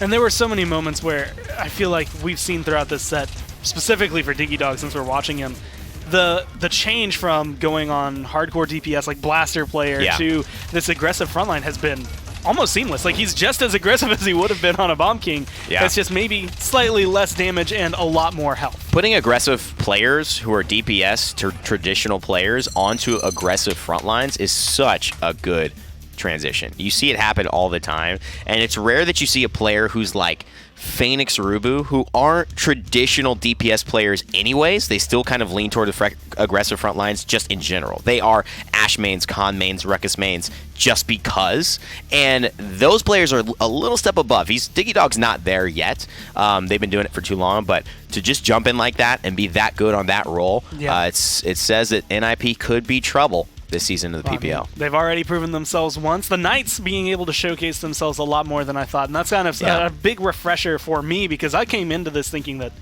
maybe they weren't going to be the top, maybe like especially against an IP for your first match. I was like, I don't know how this is going to go. We watched game 1 and it's a 4-0, and I'm like, oof. I don't know. Well, they proved it. That game against Virtus Pro is going to be a little bit more interesting than a lot of you guys thought now, huh? But I can't wait to see Virtus Pro. Those guys are pretty awesome too. What I like about the Knights and the way, Virtus Pro, it's now giving me more confidence in them too, is when you take a duo, you have a buddy you can rely on. Two coming from Splice, two coming from SK. You've got Cuss, who could fit in with anybody, but they both have their boys. They can kind of bounce back to, even if it's in comps or even if it's in play style. So I think the Knights are set up for a really strong debut in the PPL. Definitely. It was a great set, and what a fantastic way to open up the day. And I'm just excited to see it because, again, a lot of background behind these players, either as a 4th or a 5th place team. But unfortunately for them, that wasn't going to be what it was. It was NIP coming out on top, and we actually have a post-set interview here with, I believe, Bonkar and Bittner sitting just actually right around the curtain from us. So we'll go ahead and toss it to them and see what they have to say. Gentlemen, congratulations. First win of the PPL first set. Great stuff all around. You guys came out of the gate really, really, really hot. And I don't know if it was just the way that the Knights were playing or what they were drafting per se. Tanner, you had a lot to say. How did the Knights kind of evolve in this set to put on that show? Early game, they were less coordinated than they were mid-game, I think. I remember on Splitstorm specifically, they played really well as a team. Did their drafts get better for you guys as well? Were you a little bit confused by what they were picking and allowing you guys to get such heavy-hitting drafts in the first two?